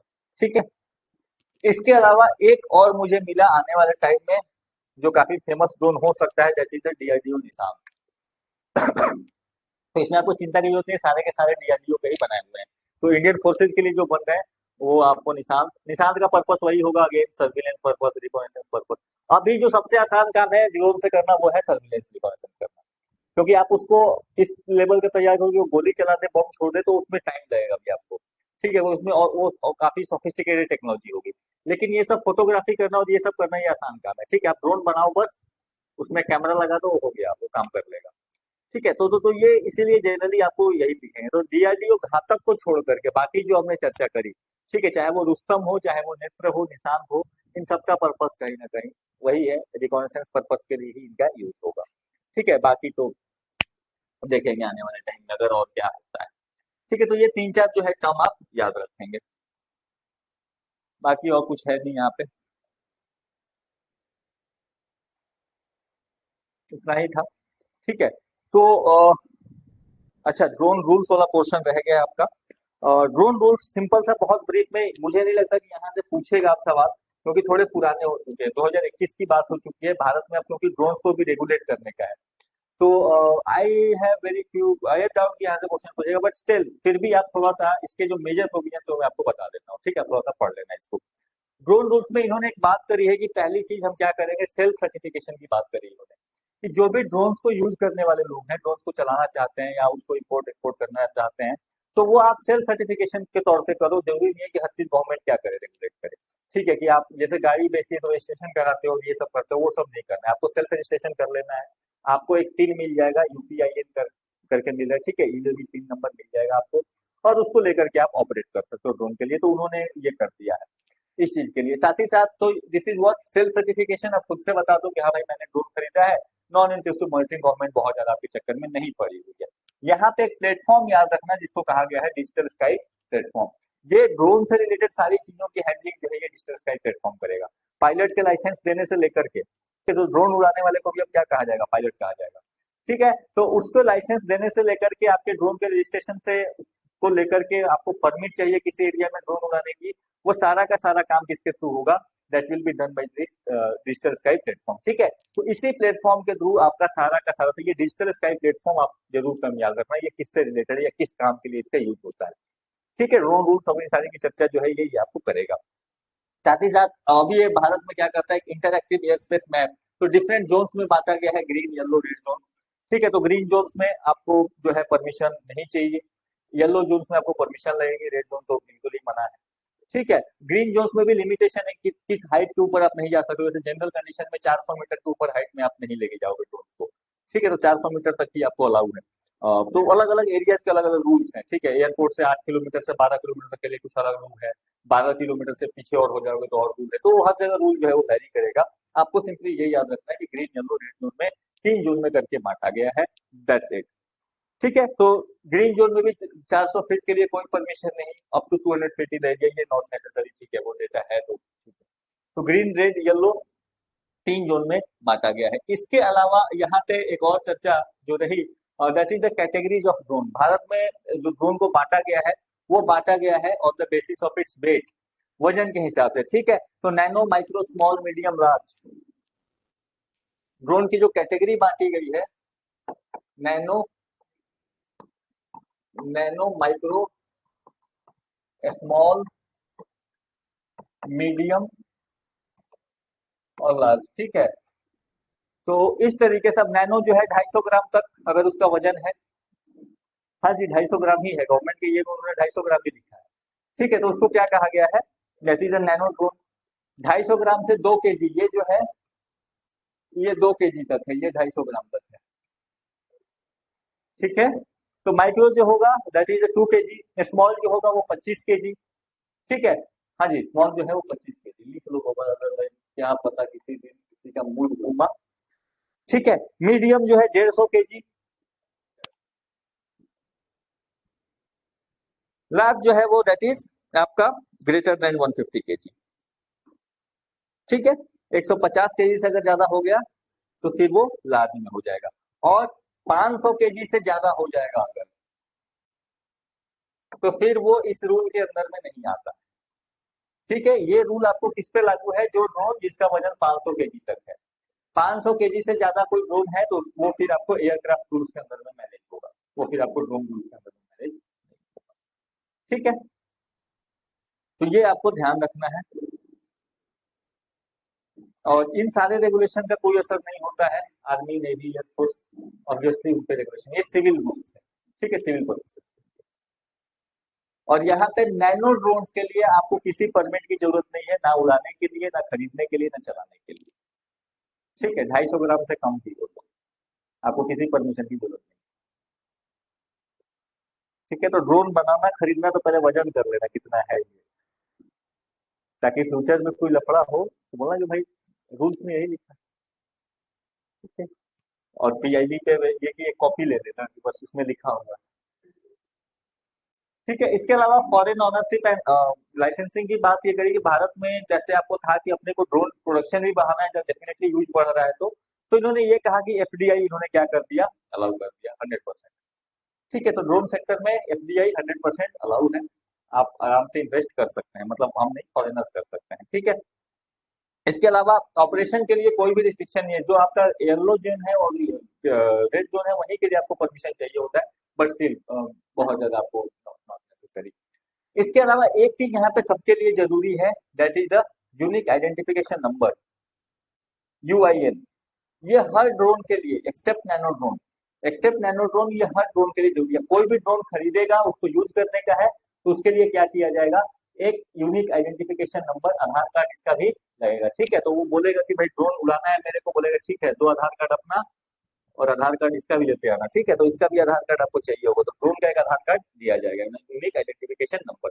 उसी के थ्रू जो है आप जो भी एप्लीकेशन वगैरह लगाएंगे कि मुझे किस एरिया में ड्रोन उड़ाना है, किस पर्पज के लिए उड़ाना है, तो वो सारी चीजें जो है इसके लिए यूज होंगी। नहीं नहीं, ये वाला जरूरी है, कमर्शियल पर्पसेस के लिए यूज होगा। जैसे ही आप कमर्शियल पर्पज के लिए यूज करना शुरू कर देंगे तो ठीक है, ये ध्यान रखेंगे। और ये सारा का सारा कौन मैनेज कर रहा है? Director general of civil aviation, ठीक है। तो एयरक्राफ्ट वाले ही चला रहे हैं यूएवीज को भी। तो इतनी ही कहानी थी ड्रोन रूल्स की भी, और कुछ यहाँ पे है नहीं। तो बहुत पुराना हो चुका है, इसलिए मैंने बहुत ब्रीफ में डिस्कस किया, ठीक है। 2021 का अगर कुछ इसमें चेंजेस आते और ये आते हैं तो फिर डेफिनेटली नया होता तो इसको थोड़ा और डिटेल में देखते। बहुत ज्यादा यहाँ पे जरूरत नहीं पड़ेगी आपको। तो इतनी कहानी रही आपको ड्रोन रूल्स की। और कल जो है, कल के क्लास में हम थोड़ा सा चर्चा करेंगे डीप स्पेस की, ठीक है। कि भाई स्पेस के बियॉन्ड जो है, जो स्पेस हम देख रहे हैं उसके आगे क्या है, क्या चीजें हैं, उसकी चर्चा करेंगे। तो दैट विल बी द, और इसके साथ ही हमारा जो है स्पेस सेक्शन भी खत्म हो जाएगा। तो फाइनली कल उसको फिनिश कर देंगे, एंड उसके बाद we will start with the बाकी जो न्यूक्लियर टेक्नोलॉजी वगैरह है फिर उसको देखेंगे, ठीक है। सो दिस वाज ऑल, ठीक है, चलिए।